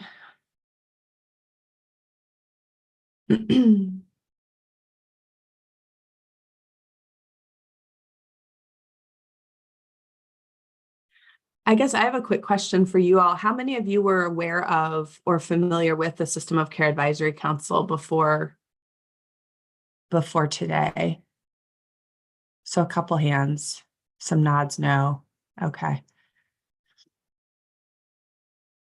So the origin story real quick. Oh, go ahead, Robin. I had a clarification. I was watching as that formed, and I was so grateful because it's important work that's done in the community. So having the statewide is great. I have participated a long time ago, but not recently, but I get the emails and I try to read all the information. How does it and the CSAC, or the Children's System Advisory Council, like what is the difference? And I just am real curious about that. That is so funny. I literally, right before I joined, was talking to my manager about the confusion that comes up because those names are so similar. So the Children's System Advisory Council, which reports to my unit, so they're an advisory group to the behavioral health unit. Their origin story goes way further back to the Children's Change Initiative that was really led by Bill Bushka, who was in my position, and OHA at the time, which was really bringing system of care, that philosophy, to Oregon. So many, many years ago, the goal was to really look at that cross-system piece to advise on. And at the time in statute, it was related to the wraparound initiative. So that group went into statute to help implement wraparound statewide. So there was already a group formed, but then they went into statute with sort of a direction to expand wraparound statewide. And that group really existed, again, continuing to advise OHA and behavioral health, but with that philosophy that it was bringing Oregon Department of Education and Oregon Youth, like bringing all of the system partners together to really dive into children's behavioral health. And they helped with the early childhood crosswalk that we did for Medicaid with diagnosis. So that group has helped along the way with a lot of these things. But this ultimate vision of a statewide system of care council, which now exists, was not CSAC, right? It was a broader, bigger, with much more authority, like you all have, right, to have that direct conversation with community and the legislature and the governor's office. And so we're evolving. CSAC is evolving and trying to find sort of their new identity. And so we've been walking with them, again, still having them advise on our current roadmap for children's behavioral health, but recognizing and distinguishing them from the System of Care Advisory Council, of which Anna Williams is the executive director and is here. So I just did sort of a broad, a little bit of where the council came from and the hope and dreams that I saw as an ability of the Early Learning Council and SOCAC to really look at alignment of plans and looking at vision and sort of looking at how the councils can work in parallel or even together on behalf of the initiatives that we have. And then Robin asked a good question, which is what's the difference between CSAC and SOCAC? Yeah, I apologize for being late. I lost track over my lunch break and forgot I had a 12:30 meeting. So, to Chelsea's point, CSAC is really, specific to the children's behavioral health space, and the SOCAC includes representatives from Department of Education, from the Oregon Youth Authority, from County Juvenile Justice, from who am I missing? DHS Child Welfare and the Office of Developmental Disability Services. So a much broader lens on the children's service delivery system overall. Obviously, behavioral health is a component of each of those systems, but the CSAC really is focusing on, Chelsea's work and the work of the Child and Family Behavioral Health Division, where the SOCAC has a much, much broader lens and landscape that we're trying to incorporate and accommodate. And the relationship between the two is a lot of communication. My staff attend CSAC meetings, Chelsea's staff attend SOCAC meetings. We have sent letters back and forth between the two councils of informing each other of strategic priorities or strategies that we're trying to pursue, and really striving for alignment and opportunities to really enhance the work that each of those different bodies is doing.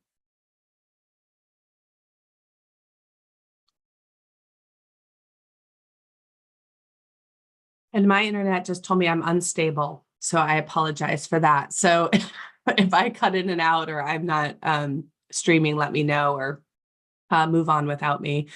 I think the hope today, and Anna, I can look to you, is I think, really maybe furthering sort of, I talked about a little bit of my hope and dreams as I, have looked at these two councils or participated in the plan development of both councils, of just, and maybe this is more of a conversation and less of a presentation, but really thinking about, what could be a vision of well, maybe starting with what's the council up to now, but then maybe looking at what these two councils could be thinking about together, or what that relationship could look like.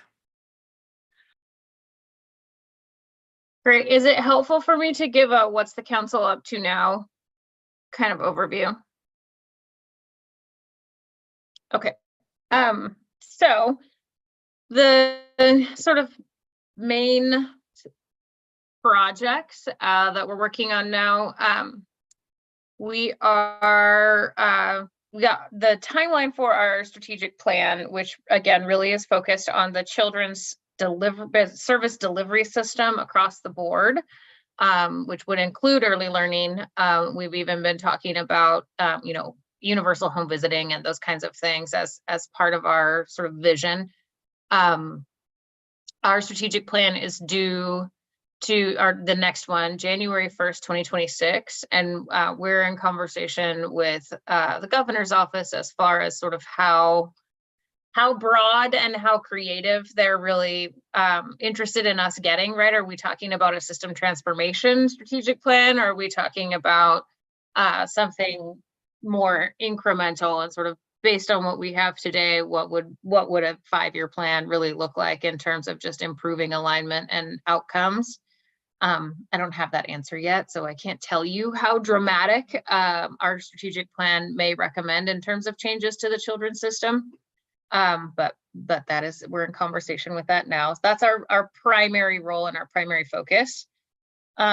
We were also tasked by the legislature in the most recent short session to convene a work group around the youth behavioral health workforce, and identifying with what supports that workforce needs, what recruitment, what retention, and what I believe it's called amplification. Sort of how are we looking at the workforce that currently exists and training them up to meet the locally or regionally identified needs that we're not really going to be able to recruit a whole new workforce to come in and serve.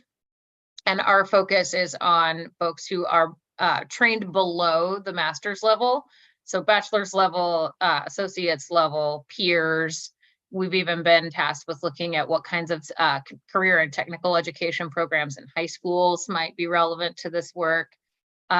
We've been talking about school-based health and school-based mental health as potential opportunities for recruitment for high schoolers to understand what a behavioral health career could look like, and trying to build a better career ladder for folks who maybe come in at the peer level and want to work themselves up, but can't necessarily afford to go get a master's degree in order to do that, or don't have access to supervision or something like that. So that's sort of tier 2 priority. The first report for that work group is due in September.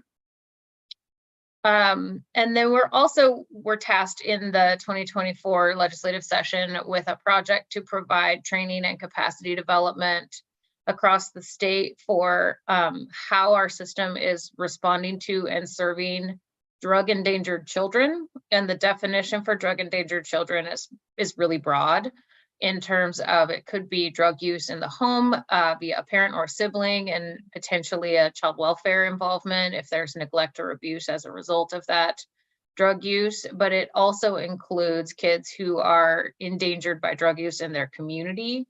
And so we're in process with a national organization called National Alliance for Drug Endangered Children to bring 6 in-person trainings to the state of Oregon that will be regionally spread out. We're partnering with the child advocacy centers, the network of child advocacy centers, to try to bring this and get some more buy-in from folks who are really on the ground doing some of this work, so that we can improve communication across systems and clarity around roles, or what are we doing when we're identifying that drug use or alcohol use is endangering our children, and how are we clear on what our responses are to that problem.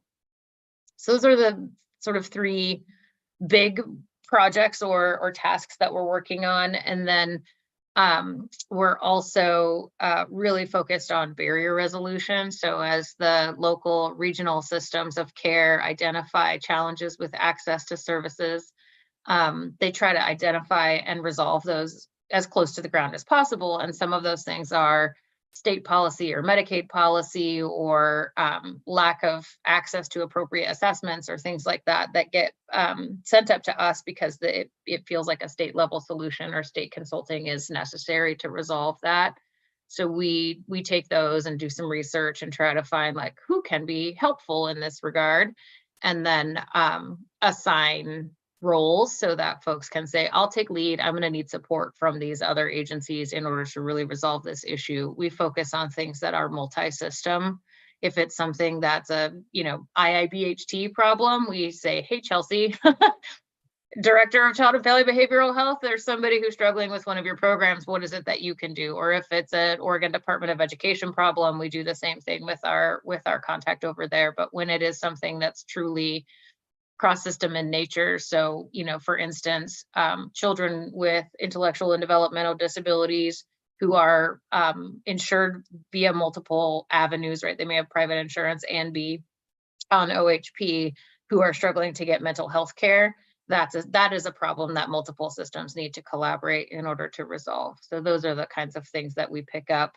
Our current focus is on respite care across systems in terms of barrier resolution.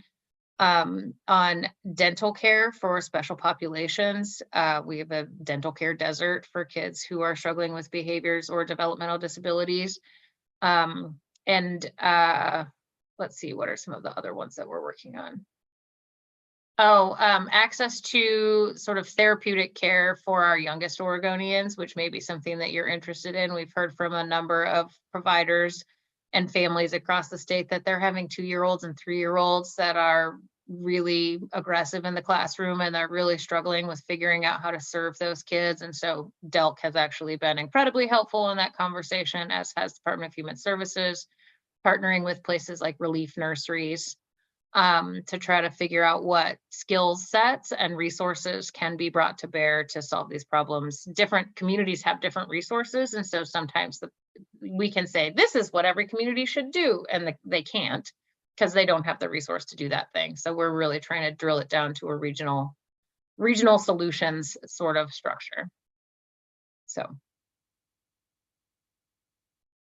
that was a lot of talking on my part. I apologize. No, thank you. That was great to kind of hear what you're up to. And Chelsea, was kind of the idea when you were planning this with Sue and Gabby that at this point the Early Learning Council would kind of share like what we're up to, or do you already have that information? I mean, I think it would be helpful just to hear it from you. I mean, the Raise Up Oregon 2.0 has been shared, but I'm just, I think you all have picked 3, kind of a top 3 priority area for this year. And, as Anna mentioned earlier around home visiting, I know is a top priority of this council. So I think this is just a beginning of a relationship, I think, but I think it would be helpful for her to hear, and then maybe a couple minutes of like, what do next steps look like, so that we keep in good communication, and I can take back to our ROAC team too of how we can support that ongoing for the council. Yeah. Maybe I'll start, and I'll try and be brief, and then let other council members chime in. The Raise Up Oregon plan, as you mentioned, names several items that I think would be connected to what you're already talking about. Some things that are top of mind for me, there are many, but some things that are top of mind for me is in the suspension expulsion prevention program, part of that work is figuring out our infant early childhood mental health consultant workforce, right? And kind of working on that. So part of like kind of my overarching kind of feeling about what you are presenting is, what are some of the assets that are in development already or already in place in the early learning system that could be utilized or named in your strategic plan, as opposed to recreating? You asked that question briefly, Anna. It's like, are we recreating or kind of generating all these new things? But my personal opinion, I hope other council members might express theirs, is that we would build on some of the existing efforts and ideas in play. But I invite other council members to kind of, from your vantage points, what are some connections that you're seeing to the priorities that the SOCAC named? Well, I'm happy to jump in, Subin. It just is from that, you know, both on the infant and early childhood mental health.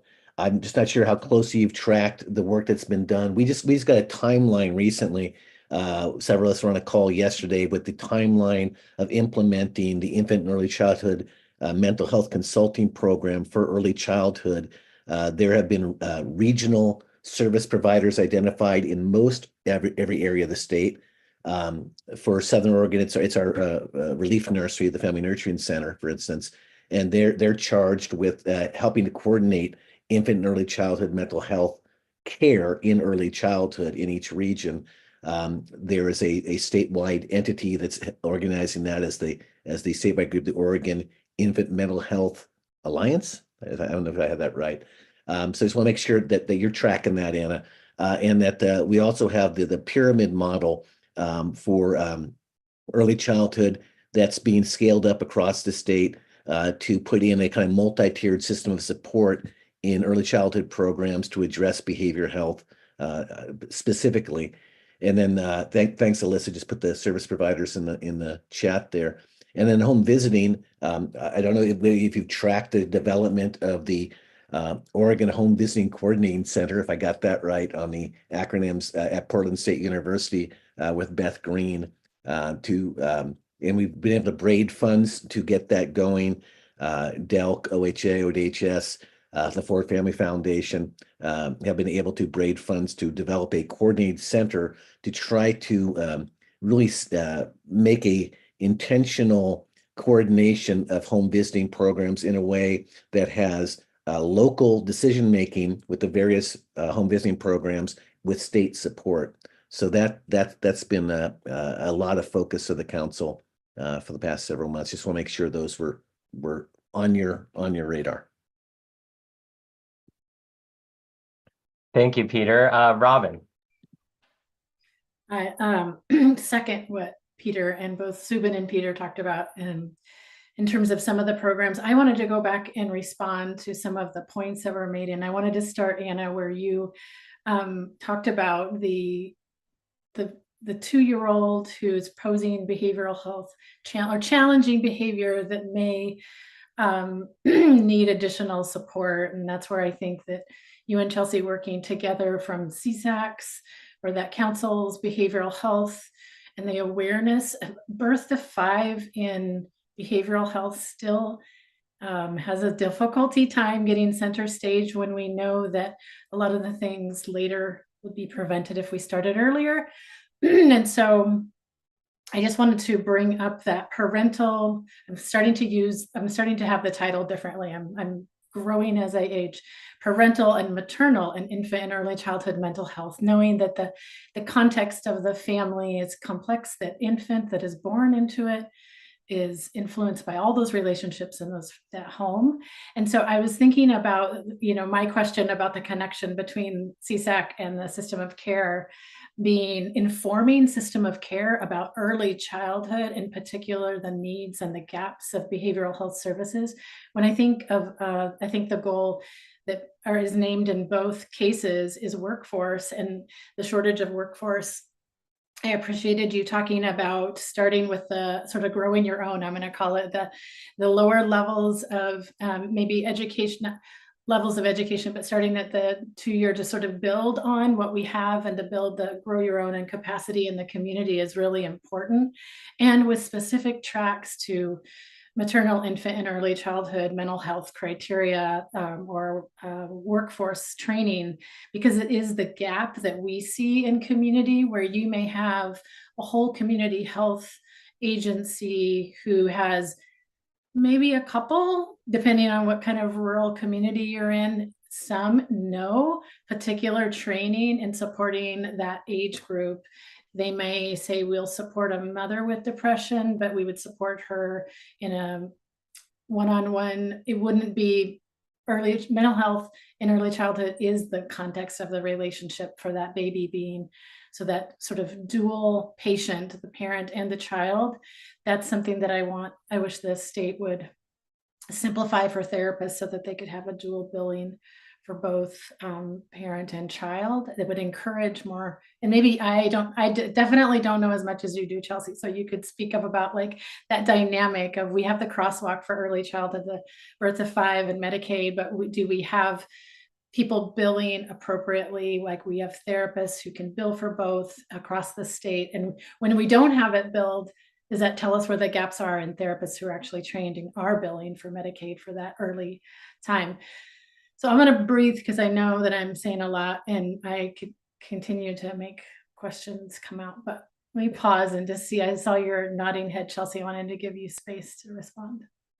I mean, you're absolutely right? There's so much, there's workforce enhancement and growth and education, constant, right? Like it's a constant need around early childhood. And, even when we, have the crosswalk, I mean, I feel like we almost need to promote it once a year, right? Because there's a whole bunch of people that either forget it exists or didn't know it exists. And with the implementation of the early periodic screening, diagnostic, and treatment, affectionately known as EPSDT, everyone loves that acronym, a lot of the diagnosis piece, that was originally a restriction and why we did the crosswalk for early childhood, a lot of it's going away because what EPSDT does is get rid of the prioritized list as it relates to services being approved or not, right? And so the lovely part is that what used to be a real challenge, right, of being like, oh, well, if you don't have this diagnosis, you can't get this. You still have to have a diagnosis, but the prioritized list of which codes were attached to which diagnosis is gone for children. Now, that's in policy. There is still a lot of implementation that needs to happen and culture and education with our provider network to know that. So anyway, all that to say is that's an example of like, yes, I think we have constant need of education. And I think the metric with the CCOs is going to help around social emotional learning because they're all hyper interested in all of the things that we're talking about in order to support that metric and move that work forward in our regions, knowing that that's Medicaid specific, but it impacts the whole system because of how many children are on Medicaid in Oregon. Absolutely. And since you brought up the social emotional metric, when I think of the services that the social emotional metric will really, I think, lift up, and so that it prioritizes it, it makes it something that we're paying attention to the birth to 5. It's so important. And then this next to it is the suspension expulsion work. Mental health consultation, there's like an urban myth that I'm going to put out there that you can help dispel, that there's in Oregon that you can bill for mental health early childhood mental health consultation and Medicaid. But it's like I hear that, but I don't really hear that it's happening. Do you have any like insight for me about, or is it too deep in the weeds of Medicaid? Because I want to knit those two. We're going to have, so I like to put the kid in the middle. So we've got this kid in the middle in the community. There is an identified challenging behavior in childcare. We have all of our services that we decide that's the mental health consultant that's going to support them. They end up needing to refer the family to additional mental health supports locally. Magically, they meet a therapist that has training in birth to 5 and knows how to bill and knows how to get those extra Medicaid dollars.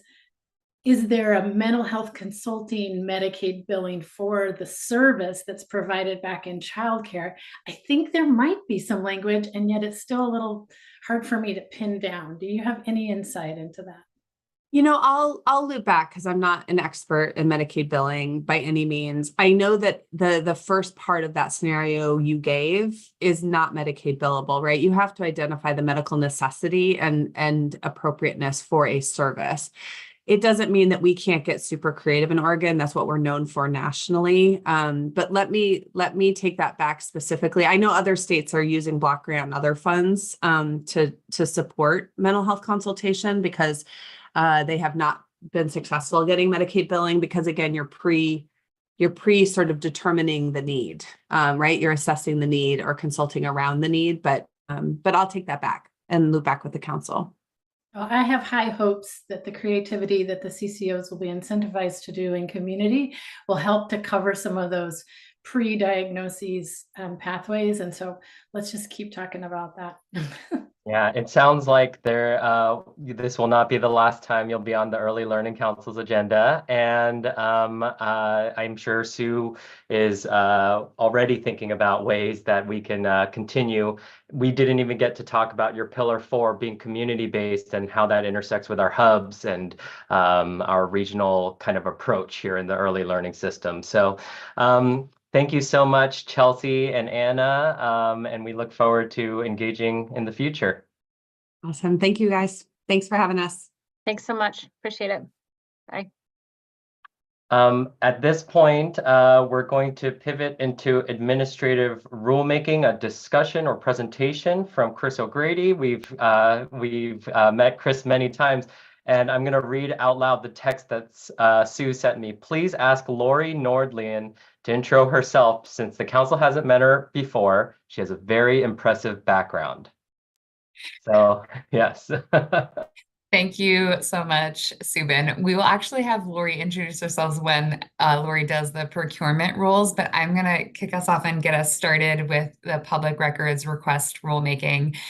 Good afternoon, Early Learning Council members. My name is Chris O'Grady. I'm the Legal Affairs Manager here at the Oregon Department of Early Learning and Care. My pronouns are she, her, and I'm going to talk to you a little bit about our rulemaking for public records requests.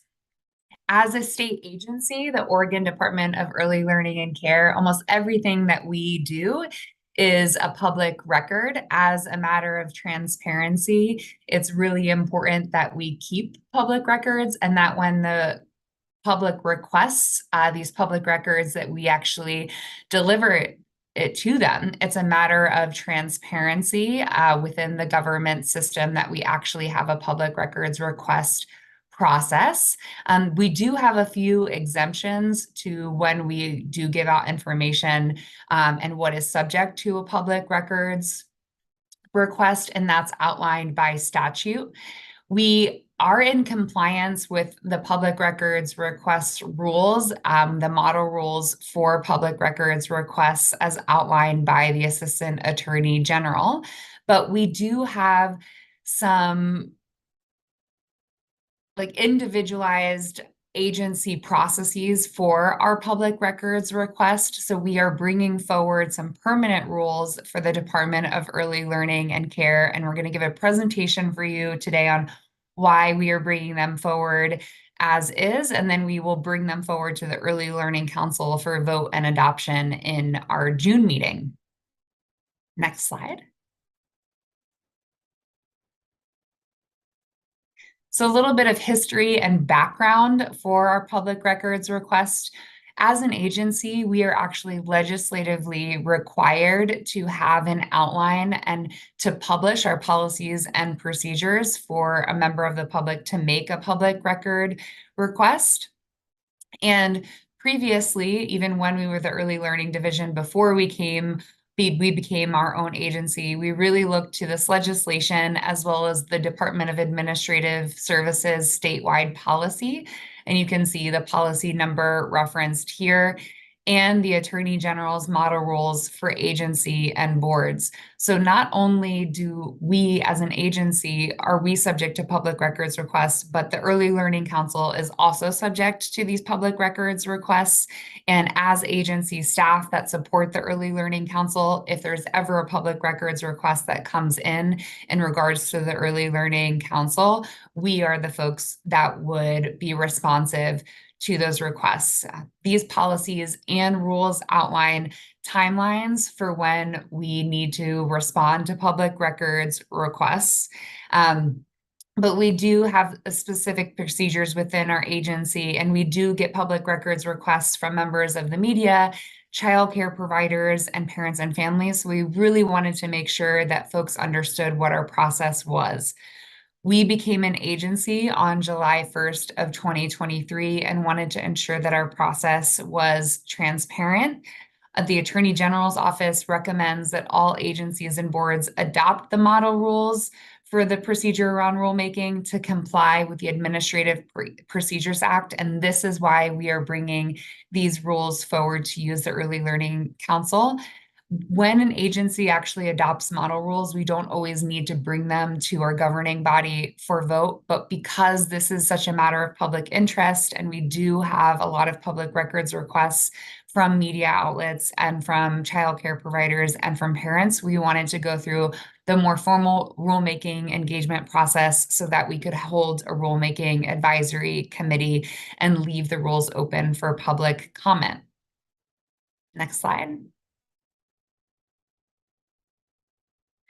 So when you look at our proposed rules for public records requests, you can see there's really 3 different portions of those rules. It's combined into 2 different rules. The first rule really clarifies the definitions of what a public record is, who a requester can be, who the department is, and what records we are the custodians of, and photocopying and writing. It's really important that we have those definitions out and for the public to understand when that is, because sometimes we work across fields where we're not the only custodians of records. So for instance, the employment-related daycare program has administrative capacities, and some of those are held within the Department of Early Learning and Care.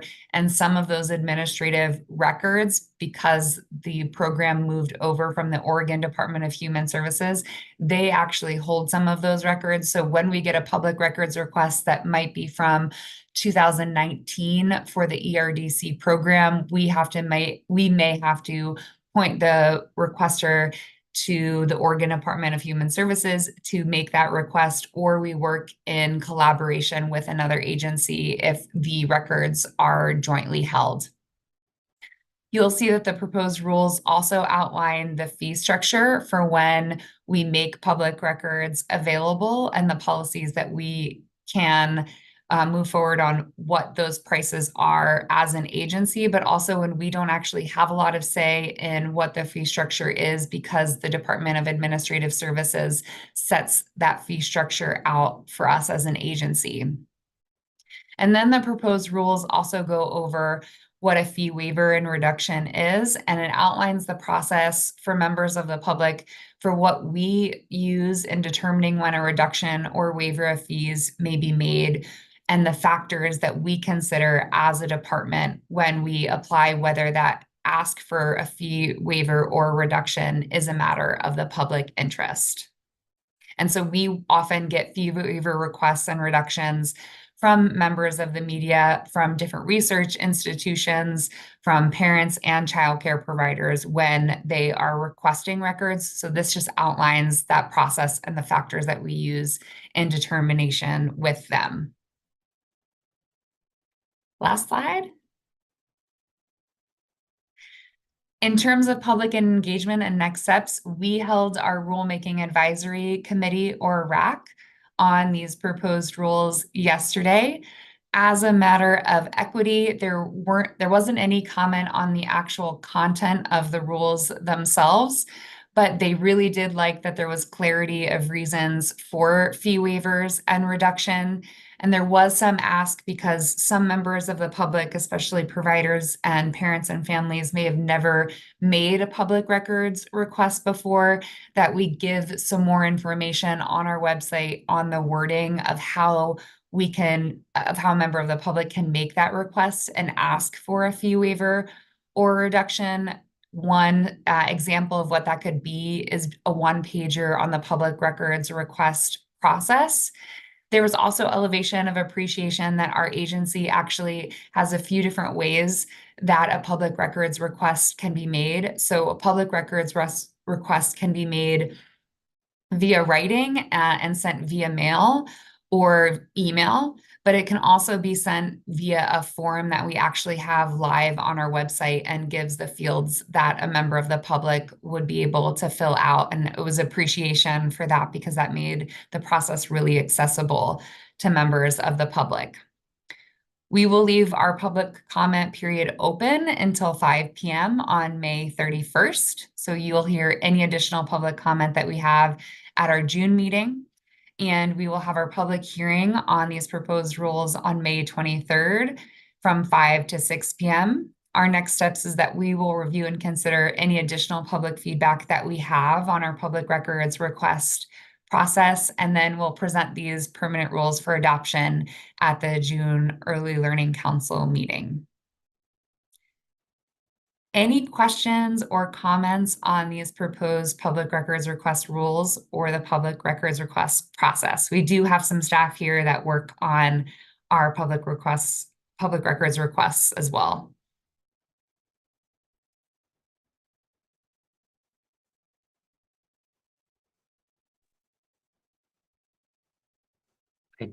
Don't see any questions, although as an educator, I do have good wait time and I can just sit in uncomfortable silence for a very long time.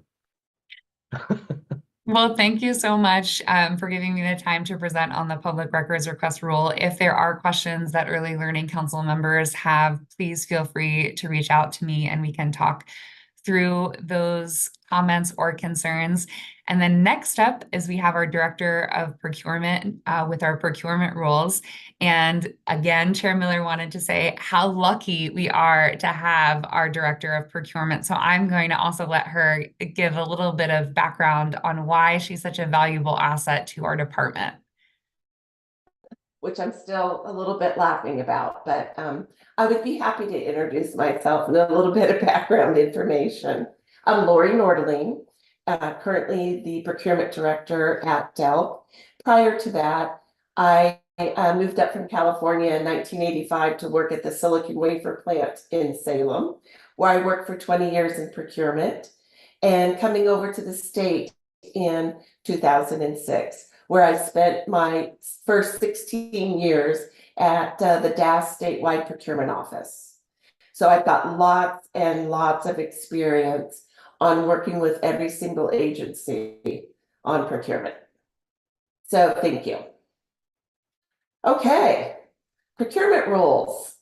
Because we're a new agency, we needed to come up with procurement rules, and that's what I'm here to discuss today with you. Next slide, please.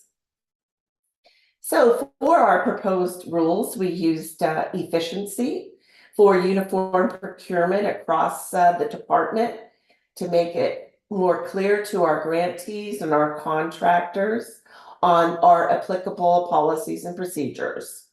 We also align and streamlining to make it easier for our providers to receive the funding and parents to receive the services. And under accountability, we created transparency on the procurement process and DELC's organizational policies. Under equity, it allows flexibility to adjust our grant cycles by program and funding cycles to fit our provider needs. Next slide, please. Little history and background. The legislative requirement of ORS 279 A, B, and C, along with the DAS statewide policy. We looked at Oregon Administrative Rules, Chapter 125 and 137, the Oregon Accounting Manual, other chapters of Oregon statute that direct procurement here in the state of Oregon, including ORS 190A and ORS 200, and some tools. The DAS Procurement Manual, Procurement Tools and Templates, as well as the DAS training. Again, the need for change is because we became our own agency July 1st of last year. And our DELC's procurement policy and procedures differ slightly from those outlined in model rules. Next slide. So this slide and the next slide We'll list the rules. So we can go to the next slide. And here are some more. And then next steps, as Chris was saying, yesterday we had the public engagement. We met with the RAC, excuse me, and then we had one general question, and it was on the reallocation around the preschool promise slots. The public comment period is open until the end of this month, May 31st at 5 p.m. And the public hearing is today, Wednesday, from 5 to 6 p.m. And the next steps is to review and consider any feedback and present the permanent rules for adoption at the June ELC meeting. Questions? And I just want to pop in here real quickly and say that members of the council that have been around a while may remember that last year we actually repealed procurement rules within individual program sets. And we did that to give more flexibility in procurement, and us having these procurement rules that are applicable across all of our programs and across our procurement actually give us that flexibility. So we remove them from individual programs, and now that they're their own program set. So that's why we're coming back in this format.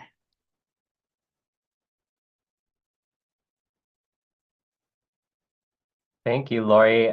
Council members, are there any questions or comments?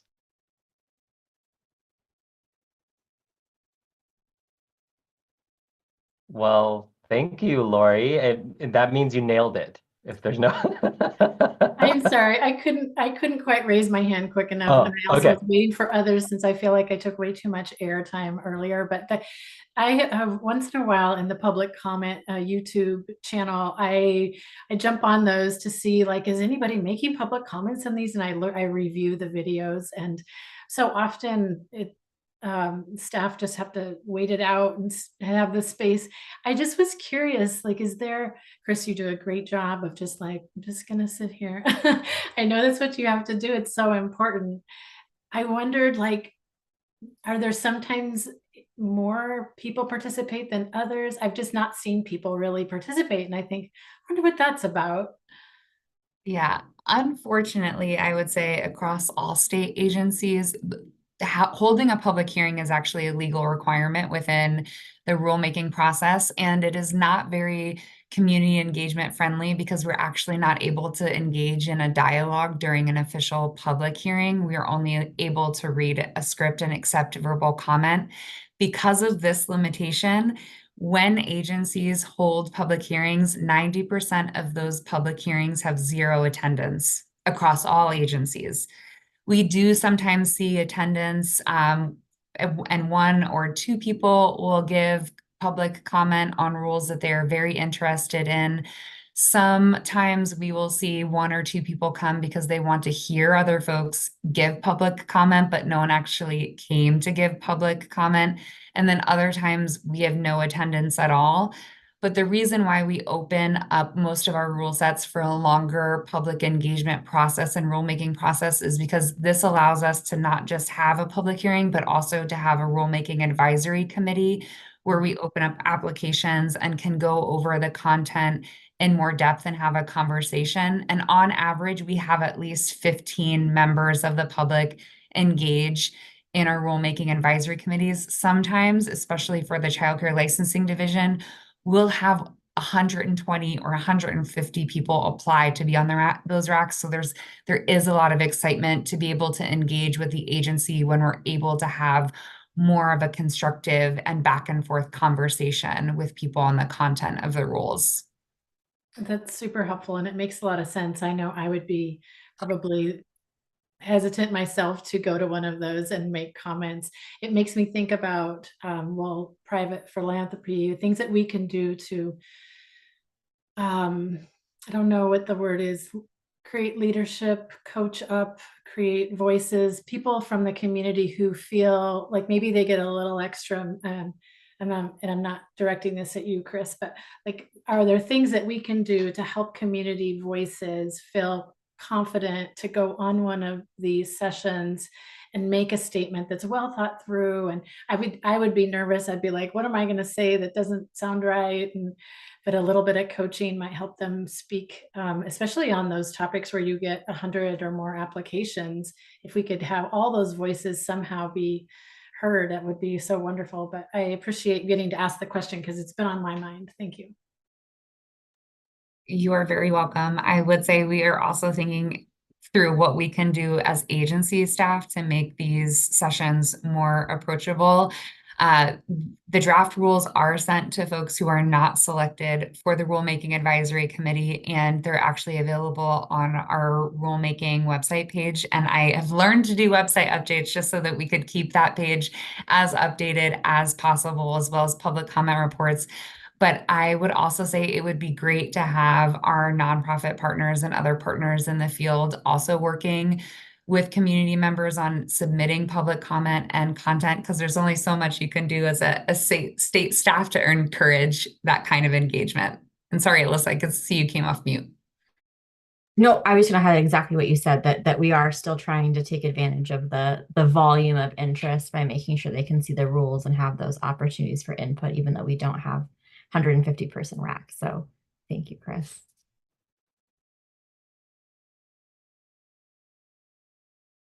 Okay, any other comments or questions from the council?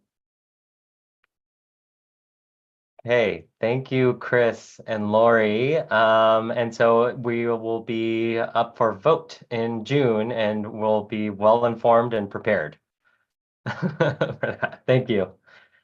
I don't know if it's a failure of my chair responsibilities, but we are 40 minutes ahead of schedule. Maybe I'm that is absolutely not a failure. Best chair ever. No, Sue is the best. Sue is the best. Alyssa, is there anything else for the good of the order, or Gabby, anything else that we should be doing before we close? No, unless there's any questions folks have, but I know everyone loves the gift of time. Yes, yes. Okay, then. How do we close these things? How do we end it? There's something else to say? No, all you can say is that the meeting is adjourned, Subin, and then Okay. yeah, everyone can log off. Okay. Thank you.